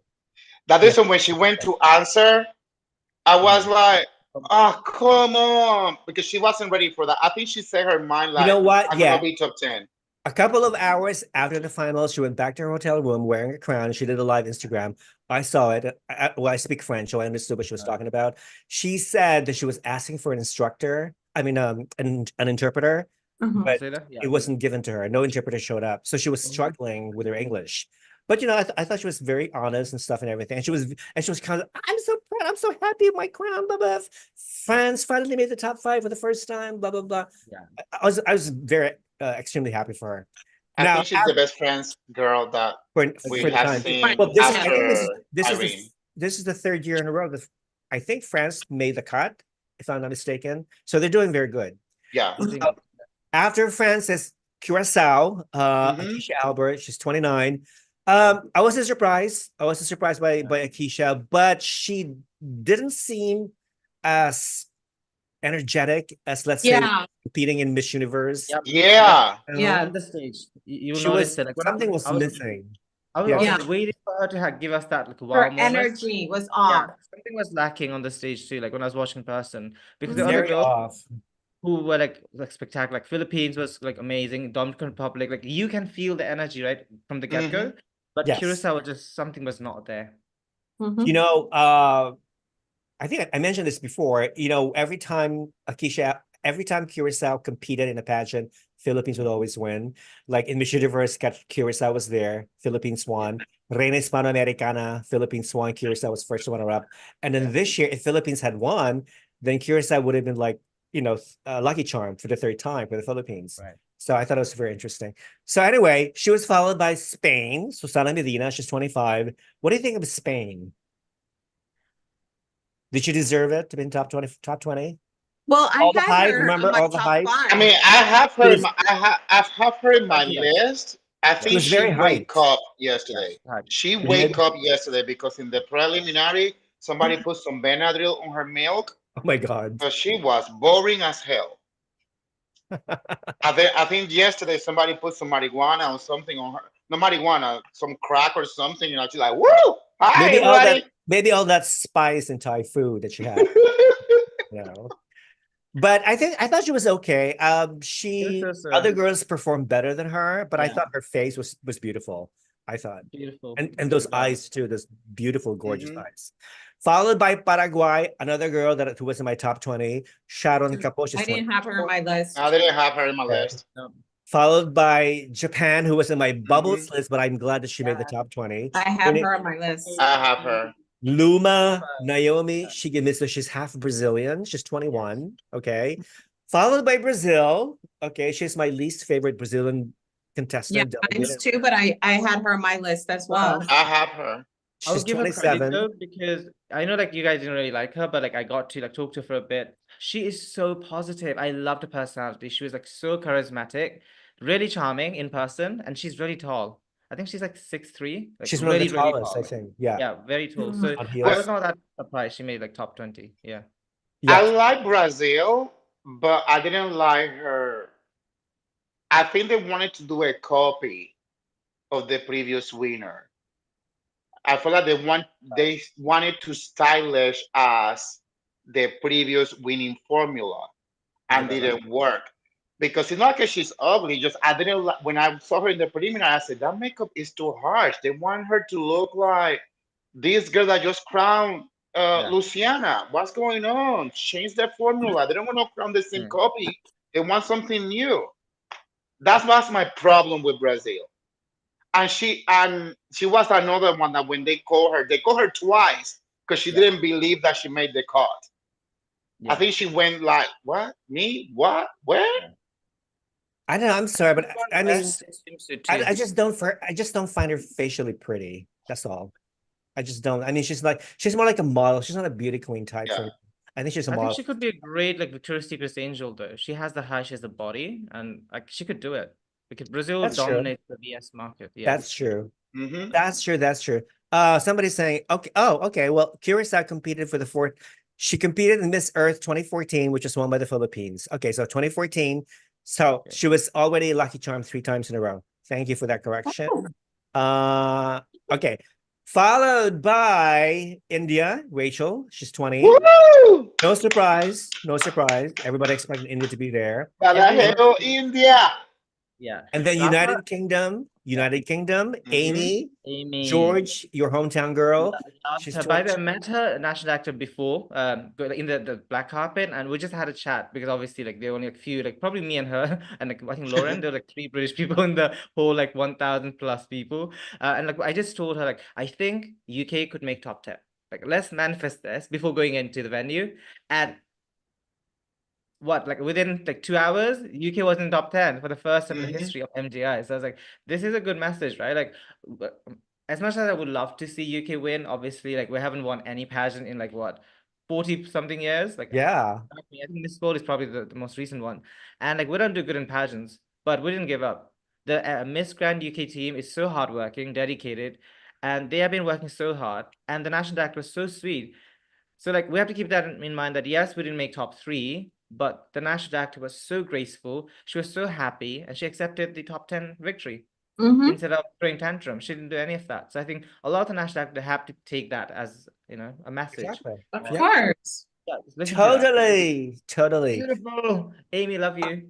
She's Amy, we watching. love you. United Kingdom was followed by the Dominican Republic. We expected Dominican Republic to there. Maria Felix is 28. She looks big. much younger than her 28 years. Followed by Indonesia, Nova Liana, 23.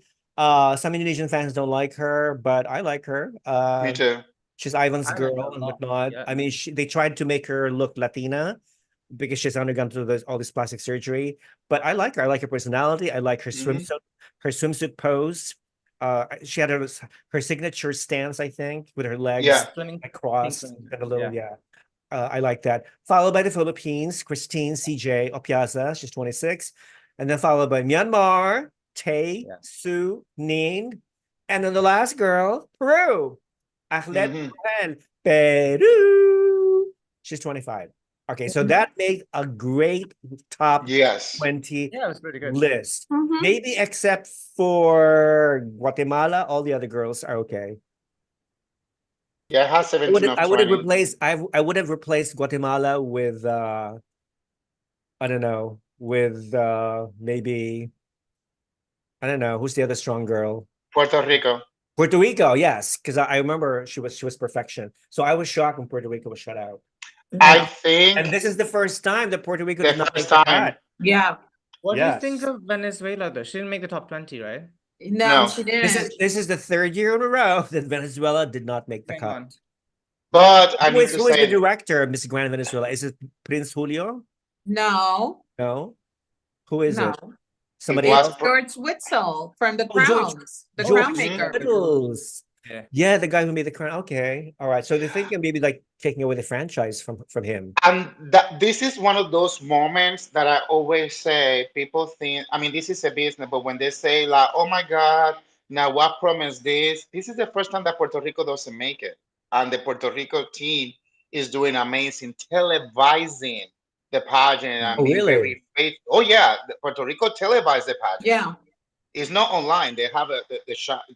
Oh, It's okay. all They have on ABC TV. Puerto Rico who televises the pageant. Yeah, so the pageant is being televised. I think, and I will be honest, I think what fails on Puerto Rico, because she did amazing, in my opinion, was the evening gown. Was too simple. You mean the red Compar- dress she wore? Yeah, versus the one that and that is the part that people make mistakes. Was that designed by No. Puerto Rican designer? The gown? Yeah. It was. Yeah. So she had the color was perfect, but the other gown that she had for the finals looks amazing. Yes. The orange one. Yeah. And Well, I hope she tries out for Miss Universe Puerto Rico. and I She has feel, potential. me personally, I would love to see her with the curly, wavy hair, because that she have a presence there when she was in bathing suit, and in a lot of life they were telling her that she made people look bad because a lot of people in Puerto Rico didn't believe in her that she would even be noticed, and Puerto Rico did an amazing competition. But sadly to say, she didn't make it. We not always can win.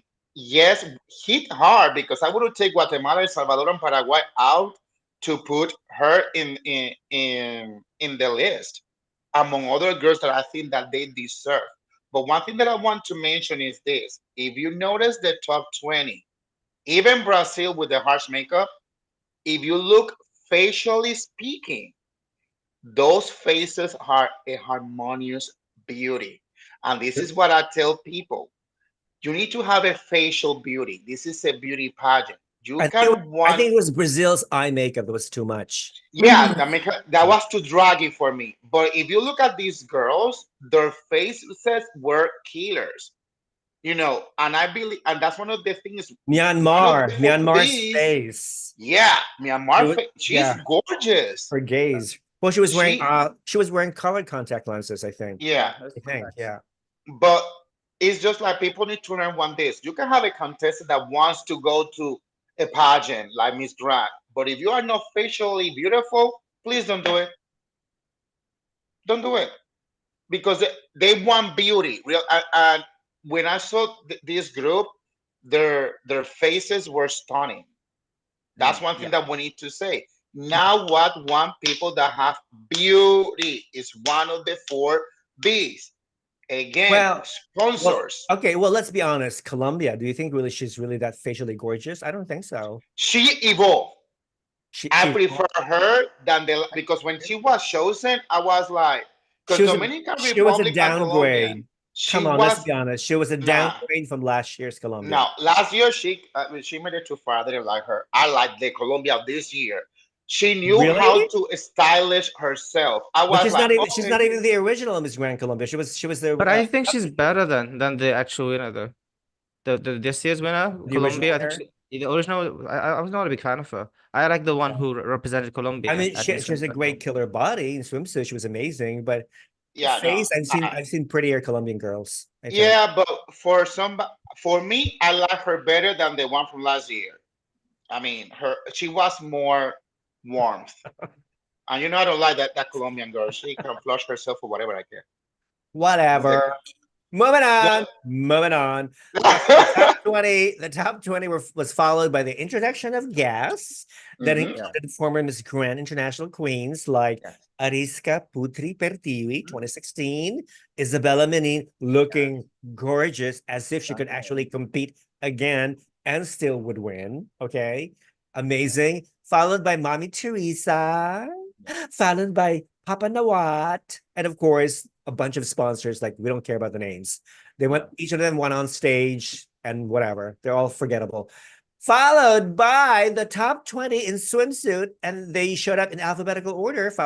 And they were all wearing the same style, white bikini, which I really, really liked, the cut and everything, because I thought it was very, it complemented their figures, I think.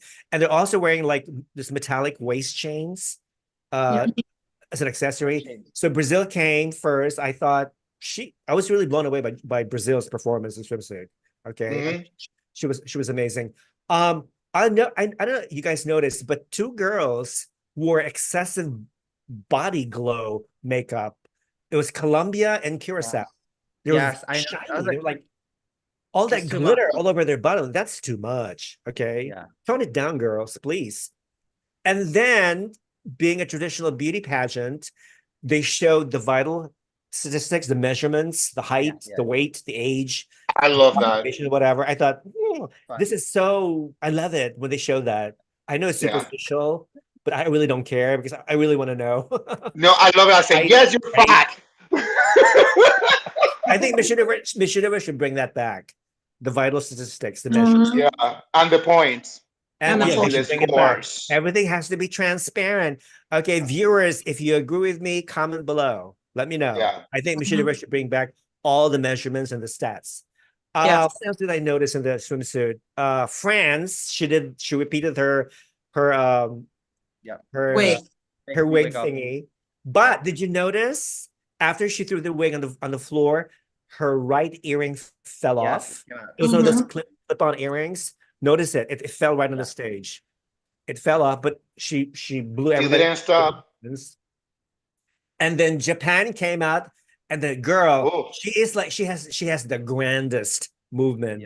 She was like this, and she was this all the swirls and the twists. It was very Miss Grand Thailand. Okay. And then you have Myanmar, beautiful, gorgeous. Did you notice of all the girls, she was the only one who was wearing an armlet, the MGI armlet on her upper arm? Did you notice that? See, I know I notice all these details. Okay, so that's why I'm the best, because I notice everything, going on stage and stuff and everything. What is she wearing? What is that? Okay, and then of course Thailand. Hello, she was carrying this portable fan, and she started just blowing her. I didn't understand. She looked like Titian. There you go. George is a fan. Show it to us, George. Yeah.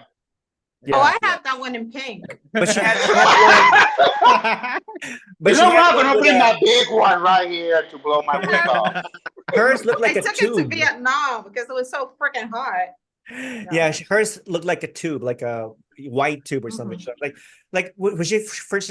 She's holding something in her hand. Is that a cell phone or something? Yeah, But no, I was what is she waiting was the holding? spray bottle, and I'm like, what the hell is that? Oh, Yeah, it's like a bottle of acid she just throw to the audience. I don't know what that was. So she looked like I thought it Khun was spray. Like she had it. she looks like filled Khun up. Anne. She looks like she could be Khun Anne's She looked like daughter. Khun Anne. Yeah, I was like, okay, Khun Anne. I mean, I didn't like. I mean, I have her in my list, but honestly, they were better candidates for Thailand this year that could do better in Grand. That's funny. Mexican American here, but I absolutely love India. I was supporting India more than Mexico. Miss Colombia was too fit, too much muscle. For Asia, it's too much. I agree. Mm-hmm. Yeah, Asian culture don't really like Doesn't like muscular women. They don't like They muscle. want everything soft, Yeah. very And meaningful, very demure, They're demure. very feminine. No muscles, please. Yes. Mhm. Philippine CJ has a strong aura, and when talking, she can stare you in the eye and make you feel something. Okay, that's interesting. Hello from India. Myanmar is cute, but her makeup and look is bordering on cosplay.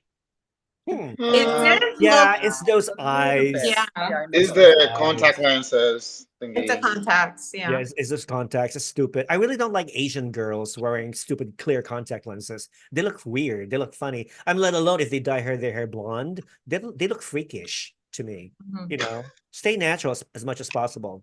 Okay. Thailand probably got paid by Temu to show those products. Do you agree, George? Yeah, I think so. Maybe. I mean, Wow. I have team product too. If I get some sponsorship, maybe like 2,000 sponsorship, I'll be more than happy to put in my videos. Sure, why not? It's about the money, right? Come on. Like, It's the money. the money, All right, so- moving on. After the swimsuit competition, followed by another special award, this time is the 4UT Cosmetics Best in Swimsuit, which was won by Brazil. Brazil. At first I was like shocked, but then when I watched her performance again, okay, now I can understand She why did good in Brazil won. France. Yeah. Yeah, But she deserves the it. best body is not given Not for Brazil. that competition. Yeah. No, it was overall performance in swimsuit, not the best Yeah. body. No. Because that's when people doesn't realize that award is not given because of the performance. That is already been given for either prelims or when they showcase in the yacht. That's where they choose the best body. Exactly. Now, what do you think of the United States Virgin Islands performance in swimsuit? Did she perform? I don't remember. This maybe is not. bad because I don't remember. No, I don't know. Did she perform? Maybe not. Sorry. Oh yeah, she was there. She was the top 20, but I don't remember. It's not very memorable. Okay, moving on. Top 10. Popular vote was given to Indonesia, automatic top 10. Okay. Yes. And then there were 3 finalists in the top vote. It was Indonesia. Second one was it Vietnam? Oh no, Thailand. And then third was Myanmar. So this is where the problem started with Myanmar's director, because he claims that he has spent a lot of money paying online, okay? And then he accused the Indonesians of like paying cash at $25,000. No. You got it What was wrong. the story, George? It was the opposite. Myanmar team was saying they were paying in cash. Meanwhile, the Indonesian and the Thai team paid online through the website or the official booking. Okay. So he accused that because he paid cash, he said I think he paid like 25,000 USD. I think he said like around that.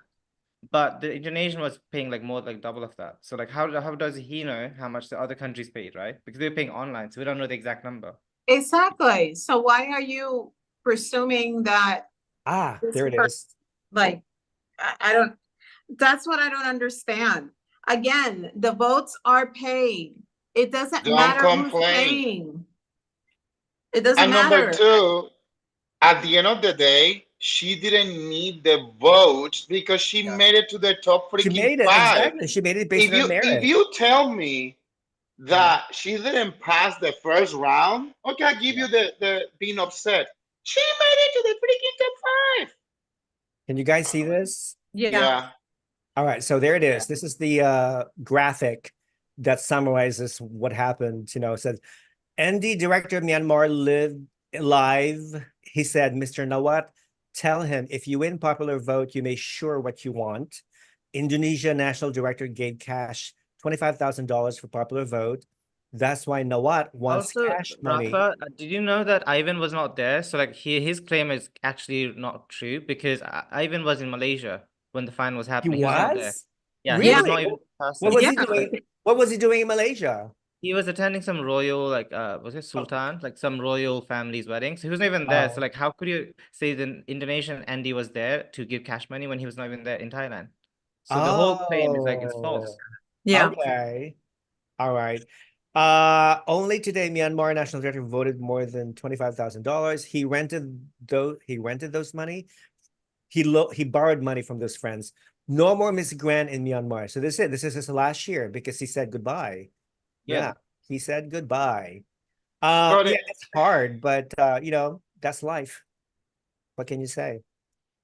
I mean, I'm sorry, but you are ignorant and stupid for borrowing money for people just to win a freaking position when technically you know that she's gonna make it. She technically isn't it like an insult. If you tell me that she has Well, you no have to have chances, proof before you accuse anyone of something. You really have to have evidence.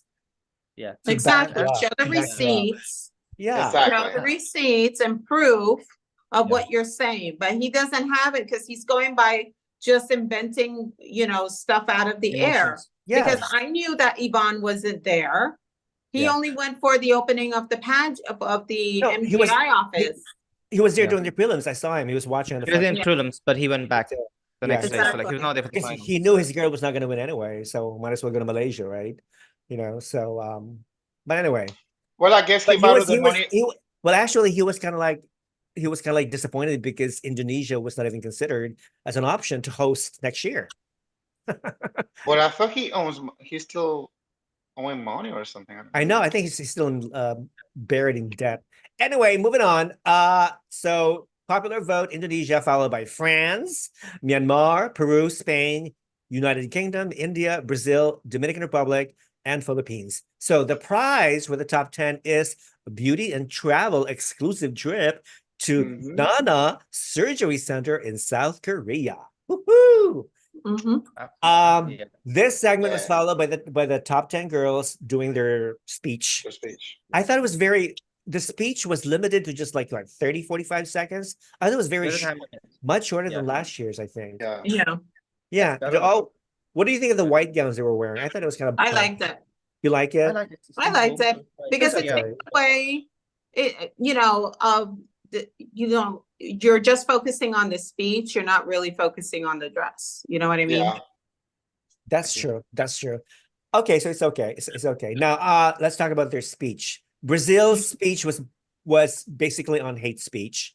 So I thought, okay, whatever. She basically saying, you know, if you spread hate speech, it's gonna cause some violence and war, whatever, all that shit. Dominican Republic, what was her? Oh, she mentioned art because she's an artist. She mentioned that art as a form of unity, that we need to educate our children about peace and dialogue. France, she said, we need to instill tolerance, empathy, and understanding to children. They use the word empathy a lot. Most of the girls use the word empathy. Yeah. Tia mentioned that the cycles of war can be broken through empathy.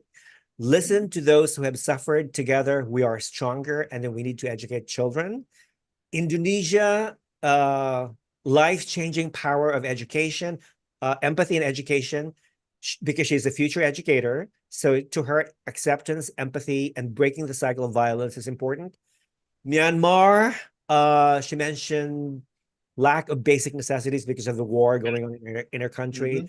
If we do our own part, we can create a better future and peace for everyone, which is cool. Peru, again, promote empathy and peace. Together, we can create a peaceful future. It seems like they're copying each other's speeches. Basically, that's the impression I get.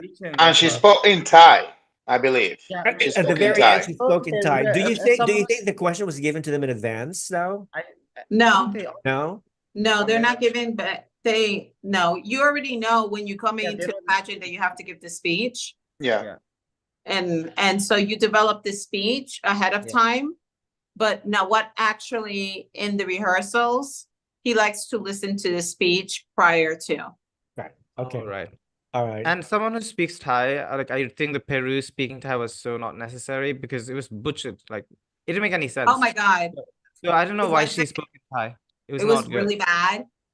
Yeah, it's almost like Donald Trump speaking Spanish, or like someone who doesn't speak Spanish properly speaking Spanish. It So wasn't I as think it you wasn't as understand what good I'm as trying to say. it wasn't as Yeah. good as Abina's Sorry. Thai. No, Abina's Abina Thai was actually fluent. Like Abina was probably the best one out of the three girls who spoke Thai. Like Tian Well, was also because she literally She took a studied Thai. course. She literally She took studied. Thai, yeah. Yeah. Yeah. So I think like she Yeah. should have just spoken in like either English or Spanish for the speech round, Peru.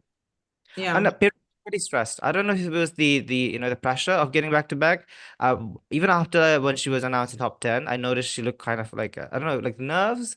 Like there was something going on with Peru, like her face wise. She didn't look relaxed on the stage. Maybe it was the pressure of the country. Yeah. A little bit nervous. Yeah, a bit nervous. Comment. I don't think the national director of Myanmar needs to borrow money from a friend. His income from would be enough. Okay. Well, I Rafa, guess you know how much money he makes. Rafa, who's the tattooed guy in the background? Yeah, the tattooed guy in the background is my future boyfriend Rafa, are you supporting him on his OnlyFans? that I will never have. He What? borrowed the money from He's the OnlyFans. former national director of Myanmar. Former. Oh Yeah. my God. Myanmar is unstoppable. Okay, moving on. Peru gave a little talk in Thai, followed by the Philippines. She said, "There's another world we live in." Her speech was very deep.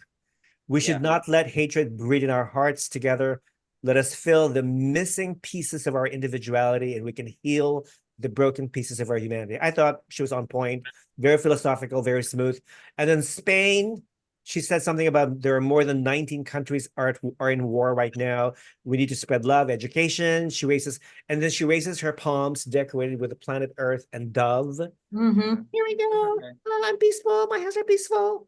And then what do we think of the United Kingdom's stop the hate, white violence, ceasefire? Stop screaming. These girls need to stop screaming. 1, 2, 3. 2, 3. Yeah, she's way too excited. It was these girls. There's no need to scream. You have a microphone. Yeah. You don't need to scream. It's Miss Grand. You're supposed to scream. Okay. No. Question: since you were there, did people did the 1, 2, 3 with her? Because No, you didn't hear it. What? like I think nobody wants to say it. No. Say it, Wilfredo. No, is it like when she said, "Okay, repeat with me, Ceasefire. 1, 2, 3, cease fire." I was waiting for everybody to say Actually, cease fire. Yeah, Because on camera, I was Ceasefire. like, Yeah. "There's a silence of ceasefire." I mean, it was not that loud, but like at least It wasn't that loud. It was very dramatic. People did say it. Yeah, it was Yeah. not as like everyone didn't say it. It's just like the front row part. They did say it. Yeah. Mm-hmm. Yeah, not yelling fire in a crowded stadium, in a crowded theater. Yeah. But, yeah. I Not a feel good idea. awkward. I was like, I feel awkward. I Yeah. really don't understanding what she's saying. I bet Yeah. some people were like, "Oh my God, fire! Where?" All right, moving on. After the speech, it was followed by the top 10 in evening gown competition. But before that, Luciana did her farewell speech. Now, what do we think about that moment? It got me teary-eyed. She became very emotional. And then you could tell that she was really very loved by Nawat and Teresa. Mhm. Even Teresa got teary-eyed. The camera zoomed in her face and stuff. And she was like actually recording Luciana's speech and whatnot. And she got teary-eyed. And then of course Nawat, when he started hugging, they started hugging each other and stuff. She did Not once, this. but twice. Like, like I thought that was very cute. Now, do you know if it was scripted? Maybe No, I What, think he her really liked speech? Luciana. For my the whole experience, crying thingy. that part, I don't know. I have never seen him But- cry, though. I have never seen him cry. He's cried. He cried the cried. first year. Before, many times. The He first cried. year With when Johnny Lee, with he Johnny cried. Lee, he cried. Okay. And then there was another one that he cried too. So this is like the third one that he cried. Indonesia. Exactly. Yeah, Indonesia. Ariska. Yeah. Oh yeah, that's right. I remember. Yeah. Yeah. That's what. With So Ariska. far, Three queens made him cry, I think. Yeah, like people think that he's a really like hard person, but he's actually really soft inside. I know like he looks and presents himself like a really like tough guy, but like when you actually know Mr. Nawat personally, like then you'll know that he's actually really soft heart. Like he has a really kind heart, and he treats his queens really well, like a human being. So maybe that's why he has like built emotional connection with his queens. So he gets quite emotional when he passes away the crown. Have you? Okay, but have you witnessed him like yelling at some of his staff members? No. Oh, I would say one thing though. He is very strict. Like I think 5 minutes before 7 o'clock, he was like, "If you do not come within 5 minutes countdown, we're closing the doors. So even if you're VIP, like yes, you cannot come in." So I was like, that was very good because that was like on the point, and the show started exactly at 7. It was not like delayed by like 10 minutes, 15 minutes. It was like I noticed that it's the show there started. was a microphone announcement like 10 minutes prior by Champ, the staff member, and 5 minutes before the show started by Nawat. It's like it doesn't matter if you're sponsors. If you don't get in, we're not letting you in. So I thought that was really funny. Did you take a selfie with Champ? Did you take a selfie with Champ? No, I was. Is he cute in person? I mean, he's not my type, but he's Okay. type, but he's not for me. Tell us who's your type then. I like Matthew. Like physically, I don't really mind like his race that much. He just needs to be taller than me. That's my like. How tall are you? Safe. Yeah, around him. So you want somebody taller? You want somebody taller than you? Like a minimum 5'8", because I'm like 5'6". So like anyone taller than me, yeah. Race, no worries. I have dated like any race, so like yeah. Okay. I'm just asking for the people because I mean you've dated. We haven't met in person yet, so I'm like I don't. You've dated all types except women, right? Yeah, I've dated literally like Black, Hispanic, like European, Asian. So like I don't really care about it, race. Yeah. All right. Good job. Moving on. Okay, so did you know? Okay, let's talk about the evening gowns.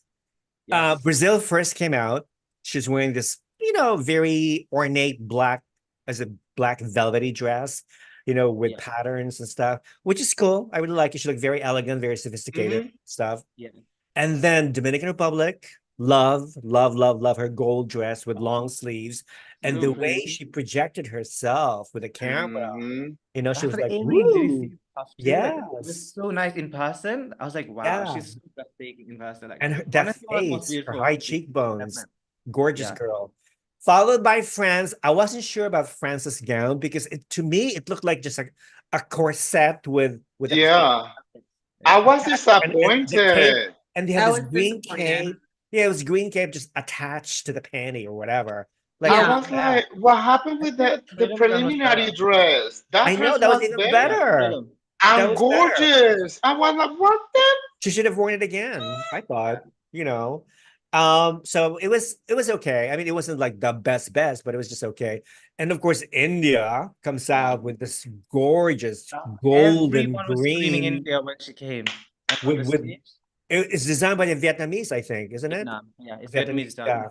I like that it has this blue ombre like cascading down, and she looked flawless. She looked like almost like a swan. Like she looked like an Indian goddess. She's giving me Hare Krishna. I don't know who other. Yeah, Shiva or Lakshmi. Parvati, the goddess Parvati. But it's like the movement, like Dominican Republic knew what to do. She didn't look like a mariconeria. She looked like that's her energy. And then India was very soft-spoken because in Bollywood, those movements in dancing mean something. So she knew what to do. There's other girls that I was like, take a Benadryl. Okay. Sorry. And I think like the moment she came out, like everyone knew India was going to win because like as much as I love the Philippines, her gown was like so simple. It was just a silver dress with a train attached to it. Like it's a cape attached to it. So I was expecting more from Philippines gown. Yeah, did the Philippines really was the cape necessary though? No. I mean, I like that she played with a cape, her performance, but I don't think the cape was necessary because she could have done it without the cape. I mean, I would have preferred if she had more boobs because she was kind of like flat chested. But that is the thing. You figure if you're so tiny and you're doing things that eat you. And it was a little short. I noticed it because you could see her shoes. Yeah. I think the gown should have been like much slightly longer. It's the same guy who made Catriona's gown, right? It's the same guy who designed Catriona's lava dress. Mac Tumang. Yeah, Mac Tumang. Anyway, so Indonesia's gown. I love Indonesia's gown. It's a stunning gold with long hanging sleeves, again with blue ombre. So remember, India and Indonesia are roommates.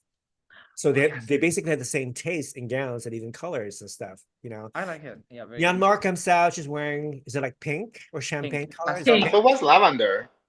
lavender? No, it's pink. Pink, it's pink. Yeah, very pink. Yeah. It was okay. It wasn't like, you know, out of this world, but it was just okay for me. Peru comes up with her hair in a bun, hair up. She's a silver gown with some orange stripes and some fringes hanging. It was, to me, it was very cabaret, very vaudeville type thing. Didn't like it that much. Philippines, silver with blue lines and the cape and with silver shoes, matching silver shoes, which I like.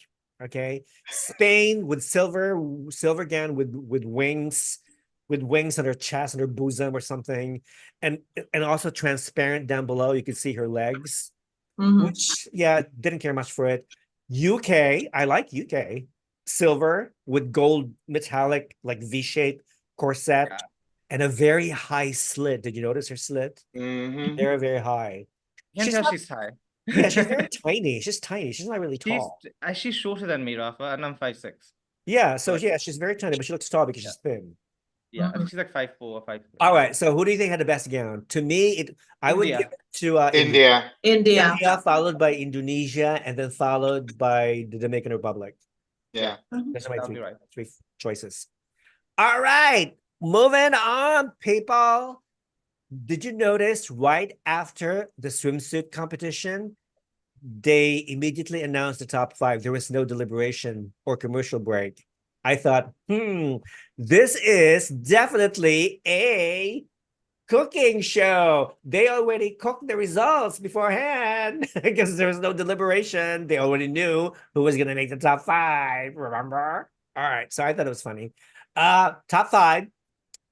First was Philippines. We expected Philippines to be there. And then Myanmar. Of course, she was very relaxed because she knew she had a very high confidence, this young woman, this girl. She knew she was going to make the top 5. Brazil, I was totally surprised because I was expecting Dominican Republic or even Peru. And then India, we all expected her to be there. And of course, France, who was very, very surprised, you know. So overall, it was a great top 5. It was a good top 5. Did you guys agree with the top 5? It's kind of funny that the 2 girls that were surprised were the ones that were 4th and 3rd runner-up eventually. France and Brazil were surprised.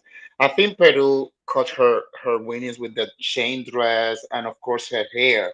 I tell people, if you have a signature look, use it to your advantage. Why to hide that freaking afro when you look amazing? I was thinking the same thing about, because during the speech she had like, I think it's extensions, right? Like it was like fake hair. She had extensions. And I thought, why? Like she had a beautiful hair afro during the swimsuit round. And the face is just, come on, girl. I think this is one thing. If you're going to compete in a pageant, you know, have your look be consistent. Have a consistent look. Like Abina, when she was consistent all along. She had her hair. She was very proud of her natural curly hair.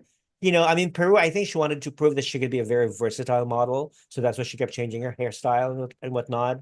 But either way, I kind of prefer her with the natural big hair, big curly hair. But this is the thing. It's 4 weeks of competition. They're going to know your versatility already. So fuck the versatility. Oh, sorry. From the versatility. And then bleep that one, Rafa. And then when it's a final night, bring your A game with the freaking look. Dominican Republic knew, like Colombia, that ponytail was the killer weapon for them to fight. So they kept that look. So again, keep the freaking look, the winning look that you have. Keep it. They already saw your versatility through social media and the 4 weeks that you've been there. So just use your winning look. I would think Nawat would have a say as far as how they should look. I would think. No. Well, did he? Okay, so it's up to the girls. He did a speech about what he's looking for, and from there, it's up to the girls to decide. A clown from their own circus. Yeah. Okay. Reading some of the comments. France said that her gown was made in one night. Really? I didn't know that. Okay, that's good to know. Was France again was too costumey. What do you think of the music? I like to, oh yeah, let's talk about the music. The music that they used during the swimsuit competition, it was a bit slow than usual. Yeah.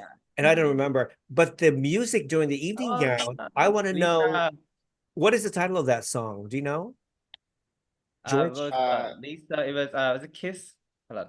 Because Actually have it. I want to download that from iTunes if it's I'll send you, hold available. on. Yeah, I because need remember to last year, listen. they had so many memorable songs, especially in the swimsuit. Remember, like 7 days a week, Yeah. 7 days a week, Monday, Tuesday, Wednesday, Thursday, Friday, Saturday, Sunday. I was Moonlight. That song was in my head over and over and over again. That's one of the things about Miss Grant. You can know that's one thing that Yes. pageant wise, and I know Cosmo has an amazing opening. And Noemi was there in person, looks amazing. But I think this year, as of right now, Miss Cosmo and Miss Grant have the best openers.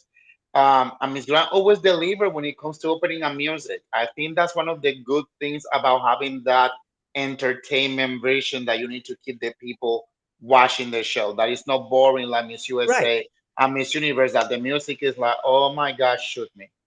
And I Yeah. like the fact that every year Miss Grant actually uses pop music, like real Yes. pop music by the real artist, by the original Yeah. artist, I want to and give a not a quick cover, not a cover. I want to give a quick shout out to Lisa, and I feel like this was a great platform to promote the soft power of Thailand, because of course Lisa is from Thailand. So I think it was a really great opportunity to talk about the Thai local, singers as well. I know she's K-pop, but like she was born in Thailand, and also she performed this in Victoria's Secret like a week prior. So she had her angel, the black wing. I was Oh, like, She really? did a great job. I was like, yes! Like, so come like on. they use the same song. I was like, hey, MGI, they know about music in entertainment, right? Like it's unstoppable. And I thought that everyone was like singing the song. So like I didn't even listen to the song, because like everyone was kind of like in the club and we were like just dancing and singing to the song. So like evening gown was really fun in person. Yeah, it was really But good. one thing that I need to say about Thai talent is like they always create a certain song or melody that is used forever, like Miss Universe. Since Miss Universe 2018, Yeah. the music that they use for preliminaries and stuff, Yeah. Miss Universe is still using it from Thailand.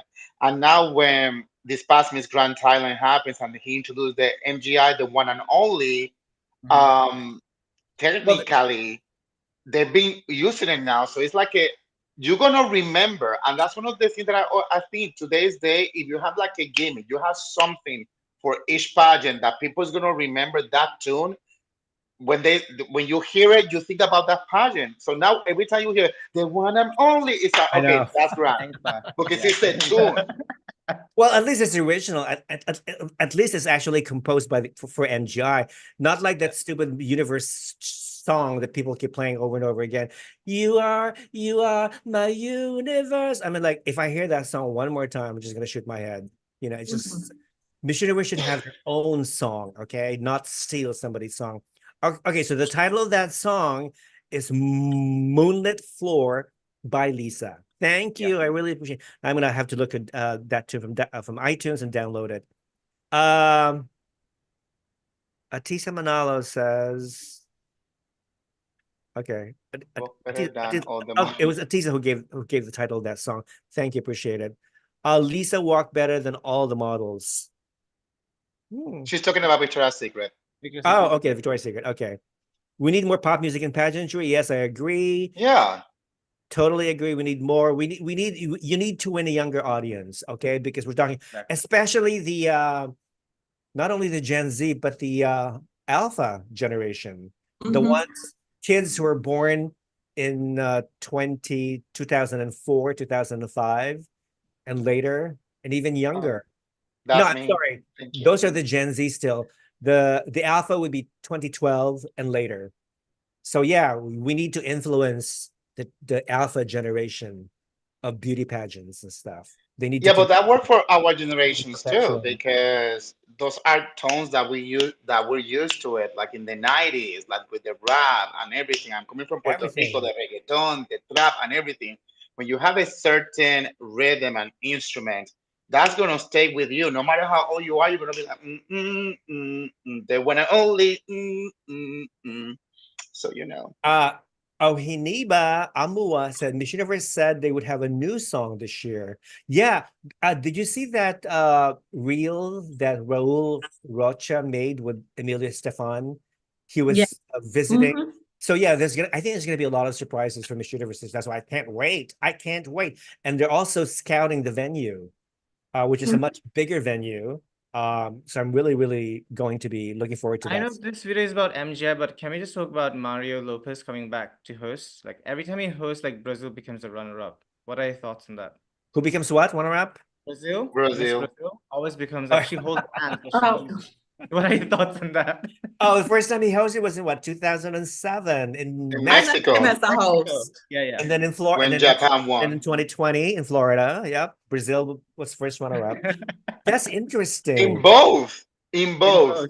Yes. Well, In Brazil. 2007 and Yeah. Miss Universe Brazil this year. What is her name? She's okay. I mean, isn't she a married woman? She has short hair. I think so. Yeah. I think she's a She has mom. short hair. Yeah, she's a mom. She's beautiful, so she has a chance. I don't know, but taking Thailand aside, and we divert into Miss Universe, taking Thailand and India aside, I think this crown could be a mom. There are 15 have- mothers Okay, on mom, record mom, so mom. far. And 15. I'm gonna say something. Puerto Rico is going with everything, and Puerto Rico is very well known in Mexico. This is business for them. I mean, There are 15 mothers competing this year. That's a record. Mhm. but I think Can you Finland, imagine? Can you imagine all 15 making the top 30? Wow. I would not be opposed. I mean, if you look good and you're beautiful, and you have the body, yaddy, let's do it. Right. But if you look like Fiona or Chamu, like last year in Nepal, I don't want you in the top. All right, moving on. So the top 5 final question was, what is the most critical issue facing the world today? And what is the solution? All right. Yeah. So Philippines was first. I thought, again, her speech was probably the best. She was the only one who actually mentioned stop the war and violence, treating each other as brothers and sisters, which I thought was very touching. Myanmar. What is Myanmar's overuse of plastic, which can I damage feel like the she planet? joined the wrong pageant. This answer was Exactly. missed up. I feel like she was Yeah. talking about Miss get Miss Cosmos or Or Miss Earth. Eco, Miss Eco International. Yeah, it's completely like different. The question is asking about the social issues, and she talked about like I know climate change is a problem. I'm not saying it is not, but plastic. The moment she said plastic, everyone like gasped like on the venue. They were like, oh, we knew she's not gonna win after this. The answers. And Wrong yeah, pageant. She Wrong even, pageant, sorry. yeah, she even Miss mentioned the Cosmos. she even mentioned one of the three R. are reduce, renew, recycle, Yeah. and I was use like, more no, girl. paper. Bye bye. Use more After that, paper. If you want to save the planet, why would you want to use more paper? For Yeah. what? That's To what I didn't understand. Yeah. It didn't make any sense what she was saying. And she use more kind of paper, like, use more paper. What, to wash your butt? No. What you Use do? more paper, Use you delete the water. trees. Use What if water. we use Water paper is the in best Asia? way. yeah. I mean, Use water to clean your butt, not paper. you have water and soap. Use it. that's Seriously. why the days are made. That's right. Exactly. Water is the best. You know, Yes. if you're Filipino, you know what I'm talking about, right? You always No, you in have, Asia in general. you have Asia doesn't tabo. use It's like a paper. pail. Filipinos use this Yeah. pail. It's called tabo, and then it has a bucket of water in the bathroom. They scoop it up with a tabo and they wash their bums with it. That's what they. What is tabo? What is a Filipino tabo? butts are always clean. Yeah. Water spray. Always clean. Always clean. What the- You can never go wrong with tabo. Tabo for everybody. All right. That sounds like a Yeah. commercial for a I'm soap. gonna give Tabo, the all of you a soap. tabo. Okay, a tabo for Wilfredo, a tabo for George. a tabo for me. I don't need one. You get a bidet. Yeah, You bidet, get a that's it. bidet, and you're good.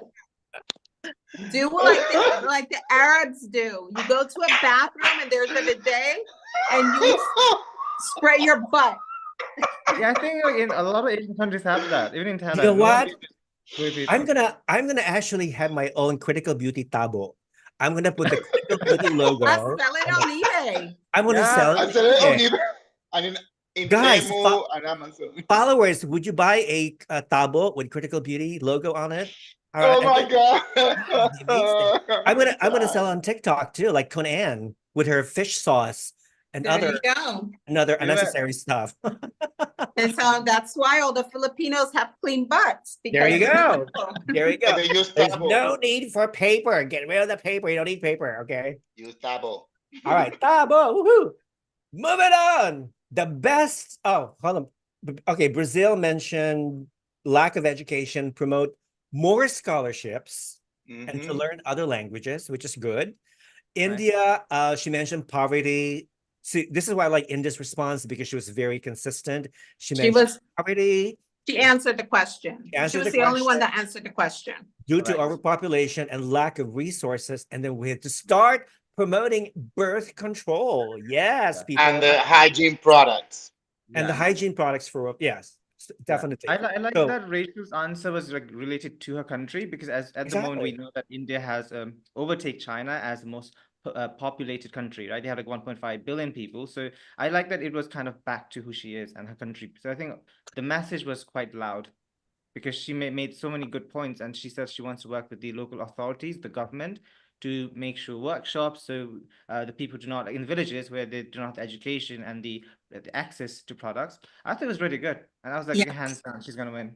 But one of the things that I like about it is that I forgot her name. One of my favorite Miss Worlds I love all the Indian Miss Worlds, but the last one that won. Aishwarya? No, that was the first. Priyanka. No, the last Miss India that won Miss World recently. I forgot her name. Oh, Manushi. Manushi. So this is the thing that I like the most, especially when you watch Miss World. You see these key countries, the platform is the same to try to help this because they are honest. This is what we're looking for. So Manushi, I remember in her reign, she was promoting about hygienic products, and it looked like they team up with a biodegradable company that everything was made to make sanitary napkins or things like that. So when you hear our current golden queen talk, emphasizing that too, among other problems involving the leadership in the country, that's one of the things that made the Indian queen so powerful because they don't waste time. Doesn't matter the years, they continue working in a platform. It's not like I choose this platform today, next year something different. So I think the continuity of these pageant queens with the government and the society working all together to better their house, their country is just powerful. When she was talking about that, I said, you know what? That's the reason why I like it since you won. You're going to win. I'm happy. Yes, definitely. All right, moving on. France, unfortunately, she didn't do well in her response. She mentioned the media. Basically, from what I understood was that she mentioned media because the media tend to spread a lot of misinformation, lies. So she wanted the media to talk about the right subjects, to report the truth. And then she says, thank you. And then she walks out. No, but that was kind of cute. It's like, yeah, because no, she yeah, and then thank you. I felt like she was like Miranda Presley, like this is going to take. That's all, and the walked away. I just love her. Yeah, I really felt bad for her. So I knew right in then that she would be fourth runner-up, but to my surprise, Brazil was fourth runner-up instead of France. I wasn't surprised because that's where personality comes into the play. France could have said, stupid idiot, I hate your mom, I want to kill them with chopsticks. And people will be like, oh my God, she looks so amazing.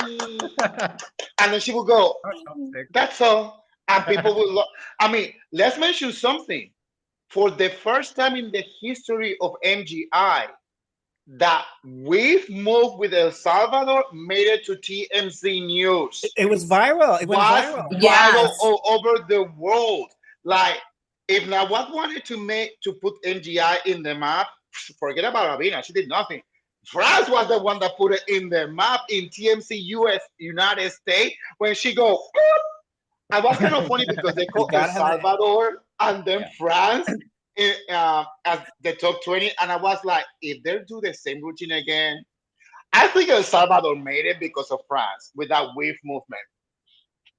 I'm sorry. I wouldn't say that because remember France, El Salvador and Dominican Republic, they were like the besties in the competition. They did all these funny videos together. And then France, Peru, and Japan were all roommates. And they all made the cut. They all made the I'm top. just making the joke that because of that transition with El Salvador and France, with that teamwork in the preliminary, that works perfectly. I think that was the best. They practiced. The best practice.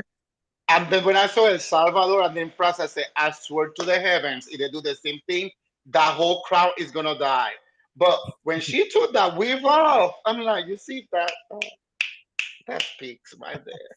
Oh, Navid is saying Indians also use tabo for the same reason. Oh, that's interesting. All right, Indians and Filipinos unite with tabo.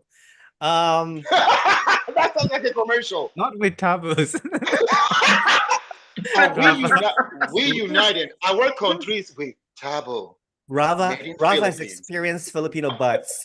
Yes, please sell tabo.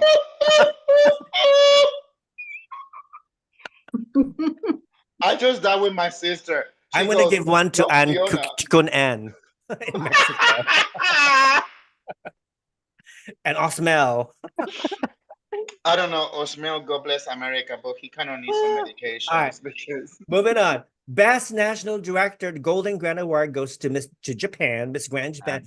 I don't know her name. They didn't flash her name. Her name is Eriko. I interviewed her after the competition. She was lovely, yeah. And one thing I noticed is, okay, some might not agree with this, but she does 2 pageants in one. So she does Miss Grand Japan, and on the same night, on the same event, she does Mr. Gay Japan. So they have 2 competitions. Oh, I want to see Mr. Gay. Yeah, they have Mr. Gay. I got lost for a moment. We need to go. Wilfred, Rafa, let's go. Or even Let's do it. Let's go.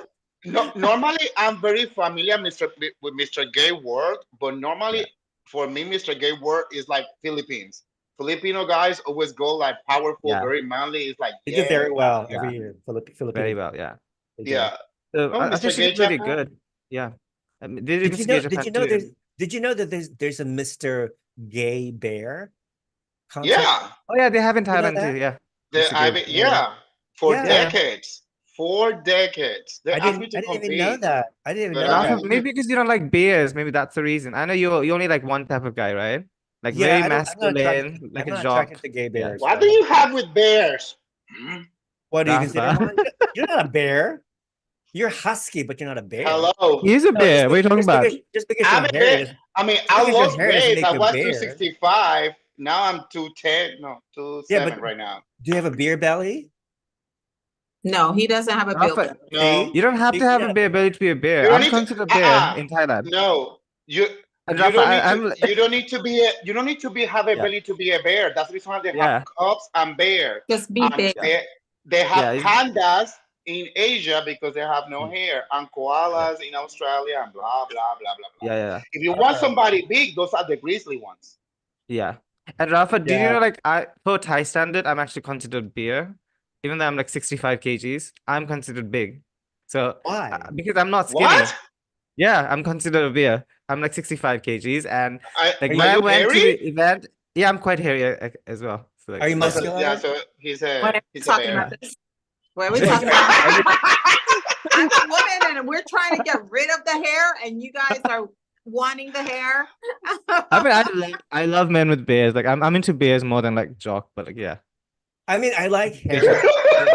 I'm not attracted to bears. I don't like clean shave guys, but like, anyway, let's talk about pageants. Yeah. So let's moving on to the best national director. So you have the 2 finalists, Spain and Brazil. Spain deserves to be there, but Brazil, considering that this is only his first year, already is a finalist for Best Director Award. I think that is all about marketing, and it's just to showcase that he probably paid Nawat a lot of money for that.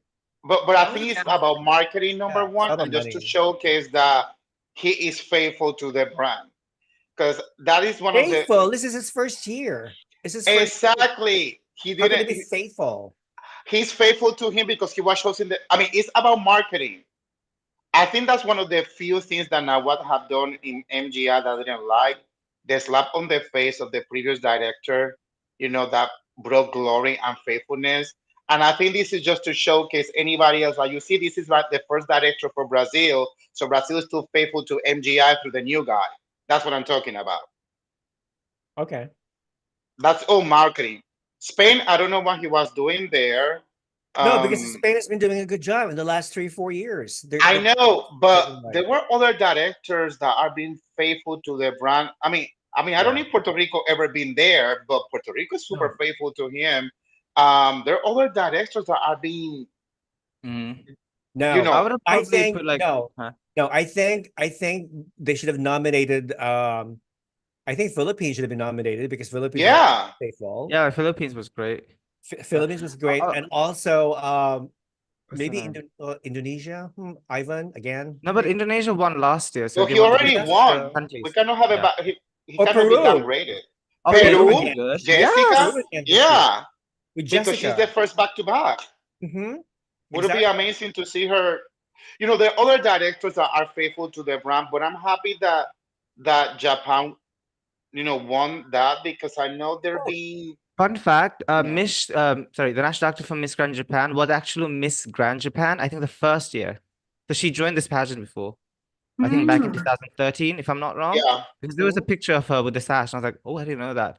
So I like Yeah, that when become the national directors. Sorry, go on. So okay, does she compete or she was a director before? No, she competed as a contestant before. Huh, now I'm gonna Google. I think it was 2013. The sash looked quite old, like the gold one with the blue letters. Let me just check. Hold on. Yeah, But that would be the first or second year?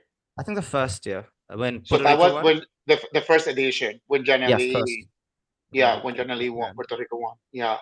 But I'm happy for her to win because sometimes when you see these country awards and whatever, number one, they diminish women, and it's always the same. And see a powerful woman that she's from Japan for heaven's sakes. We all know about that women need to be very delicate, not have a voice or whatever. But seeing a powerful woman that is promoting stop the war and showing people that I'm beautiful, demure, but I can be a leader or a director, that speak volumes. So I like that part. And she was so cute, like a Hello Kitty kind of cute. Like, oh, come on, Sailor Moon. I met up with her in Miss Cosmo. She has Cosmo for Japan. Does she? So she was in Vietnam. Cool. So she's one of those up and coming national directors. Exactly. Yeah. I like that. Moving on, best in evening gown goes to Miss Grand Ghana. What do you think of her gown? Gorgeous. It was light blue. Her gown was beautiful. Sadly to say, she's a model, not a pageant queen. Yeah, exactly. Exactly. She's just a fashion model. You know, Ghana, the girl who won, who was sent to Miss Aura Ghana, who placed fourth runner-up, is also Abina's protege. Abina was there. She went to Turkey for Miss Aura. When I interviewed her, she was in They all Turkey. look alike. Both girls look alike. Yeah.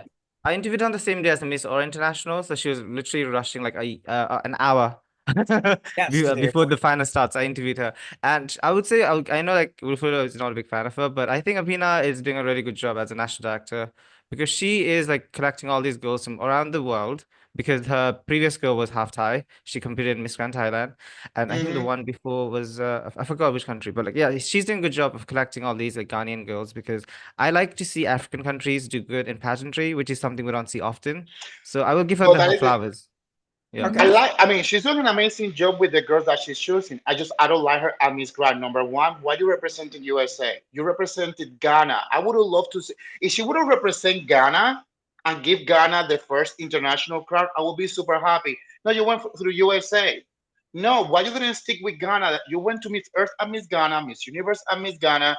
Come on, that would be that's one of the conflicts that I have. It's not like she went to Miss Ghana Grand and they say, "Poof, you were top," and well, let me go to a different country.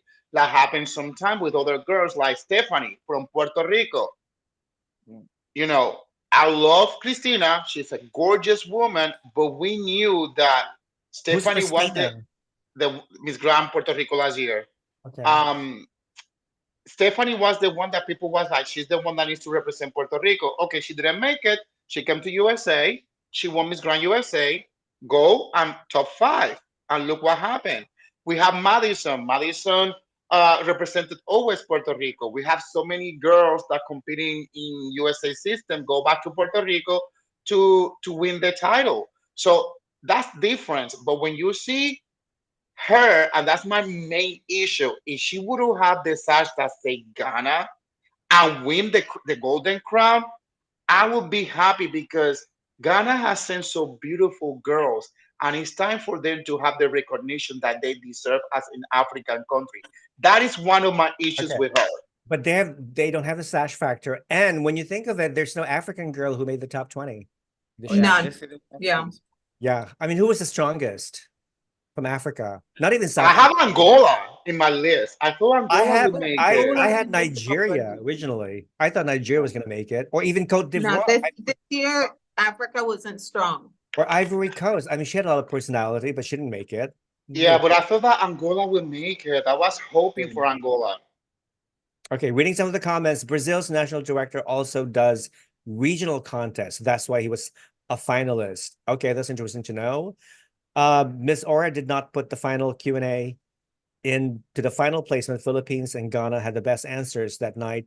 Regarding the gown, blah, blah, blah, blah, because of Nikhil Anand, I guess Miss Universe India is finally overcoming Miss Diva's gold silver team chandelier Christmas party. No shades. Angola is quite what? Somebody's asking who got the biggest set of boobs in Miss Grand 2024? Like what how would we know that? Maybe Egypt? I don't know. Egypt. You're asking the wrong crowd. I don't Who's- see any- Yeah, you're in the wrong chat. I think go to Miss Hooters International. Yeah, because we're not paying attention about their boobies. I mean, come on, Yeah, people. we Can you don't ask pay something attention to better?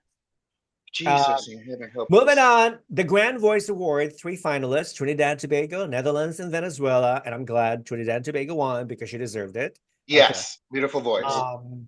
I think Netherlands has a future in singing, but she needs to develop her voice, her singing style. And she's young, and I want to see her compete in Miss International. It's all about her face. Venezuela, I like Venezuela's personality, but she wasn't strong this year. Okay, the coronation and the sashing of the 5 runners-up: Dominican Republic, Indonesia, Spain, Peru, UK. Who crowned them? I saw Melissa. The last year girls. Colombia was there from last year. Who else? Dominican Republic was last year. Stephanie was there. Everyone was there. And who was the other one? Colombia. No, Myanmar. Yeah. Myanmar was there. Yeah, Myanmar the was Queens. instead of NiNi, Angola. yeah, the first one from last year. They were Yeah. there. Yeah, they were there. So that was good. They all looked stunning. They all were wearing crowns and stuff. Yeah. You know, it was a great ceremony. And then, of course, the final look of the top 5. Okay. And then I had to go to the bathroom for that one because it took a while. So and then finally the announcement of results. Okay. And then fourth runner-up. Did you know it was gonna be Brazil? Yes. I thought it was Yes. I thought it was gonna be France. No. Because she had a worse answer. So I was surprised when Brazil became fourth runner-up, which I didn't mind because I kind of like France over Brazil. And then third was France, second was Myanmar. Can we talk about her look, Rafa, appointment? let me tell you, the whole, like, not the whole, but like half of the venue went pitch quiet. Meanwhile, my side, we were supporting like India more. We were literally screaming so loudly because like, okay, now it's time for India to win. After Myanmar was out, we were like so happy. Sorry, Burmese fans, but like, Myanmar everyone was would happy. never. Myanmar would never beat India. I just love her face. They call her and she goes. I was waiting for her to pass out like Paraguay. No, but like, Somebody yeah. call the ambulance. Myanmar, I felt bad for her because I think she had been conditioned, or rather she had been led to believe that she was Brainwashed. Mm-hmm. brainwashed. Yeah. I think it boils down to, again, her national director, who probably fed her all these ideas. Oh, you're gonna win, you're gonna win, you're gonna win. You know, all the fans are supporting you, blah blah blah. People are paying to make to make you win the popular vote and whatnot. but it didn't happen that way, and she was really disappointed and disgusted. But you could tell she wasn't very happy. She managed to pose with it with the other top 5, in a group picture, and Miss France was trying to console her, as you can see here in the picture right there. She was about to become hysterical, and after that she left. She was the girl. They were supposed to give a press conference right after, but she took off. There's a video of her actually walking away from the stage, and then some fans said hello to her, and she basically ignored the fans. So she just went on her merry way. So, but Rafa, I really felt bad for her. You said something that I think everybody in 2024 finally needs to understand. Just because you have a lot of fans and your directors filling your head telling you you're gorgeous, you're amazing, you're the winner, F that shit. It's time to come with the reality. One of the things that I as a coach, if I'm gonna coach you, I'm gonna be like, I'm gonna help you to make it. But if you have the potential to win, I'm gonna be like, girl, you can have this.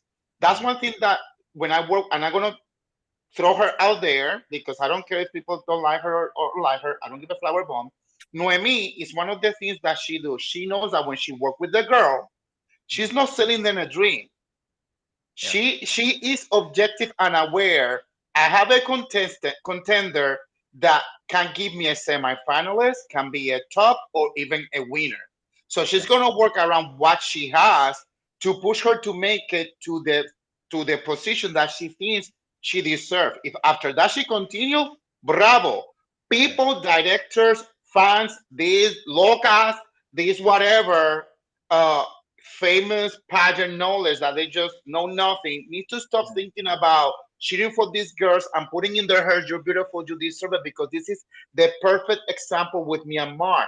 She was putting her, poor girl, I mean, if she had another director, I think she would do better because she's beautiful. She looked like she is sweet, but she's disappointed. She almost have another panic attack or another moment of actresses moment there because she was implanted. You are so gorgeous, you're gonna win. You need to tell your contenders, yes, you're gorgeous, you want this, but let's be objective. You need to have 3 Louis Vuitton bags. The one that loses, the one that plays, and the one that wins the crown. Where can I find those Louis Vuitton bags? Talk to the. I almost say something. Let me shut up. Go to Timo. They have Louis Vuitton. Okay, Timo. But I mean, can we stop telling girls that they don't have what it takes, that you deserve it? Because then these fans are like, oh my God, such and such deserves to be there. How come you did amazing? No, you didn't. Your face is ugly. Your body is not on point. That dress is ugly. And for heavily say those extensions, stop selling the vision of some of these girls. Be honest. You are going to clap. You need to prepare yourself. Well, especially if you're ugly. Yeah, because there's some girls that I'm like, you know what? Let's try to help you to born again. Well, you know what? I coach a few ugly girls, in my life, but I never said ugly to them.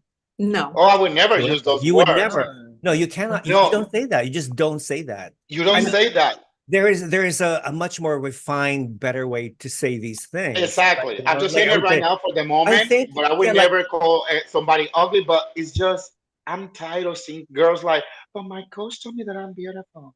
My coach told me, my mama told me that I'm beautiful. I'm like, oh, I think in this case, the Tay is the victim. So I know like a lot of people think she's a drama queen, she's attitude issues, but we have to keep in mind she's a kid. Like she's technically a minor. She's 18. She just turned 18. So she's not a fully grown adult yet. So her mentality, her mindset hasn't fully processed.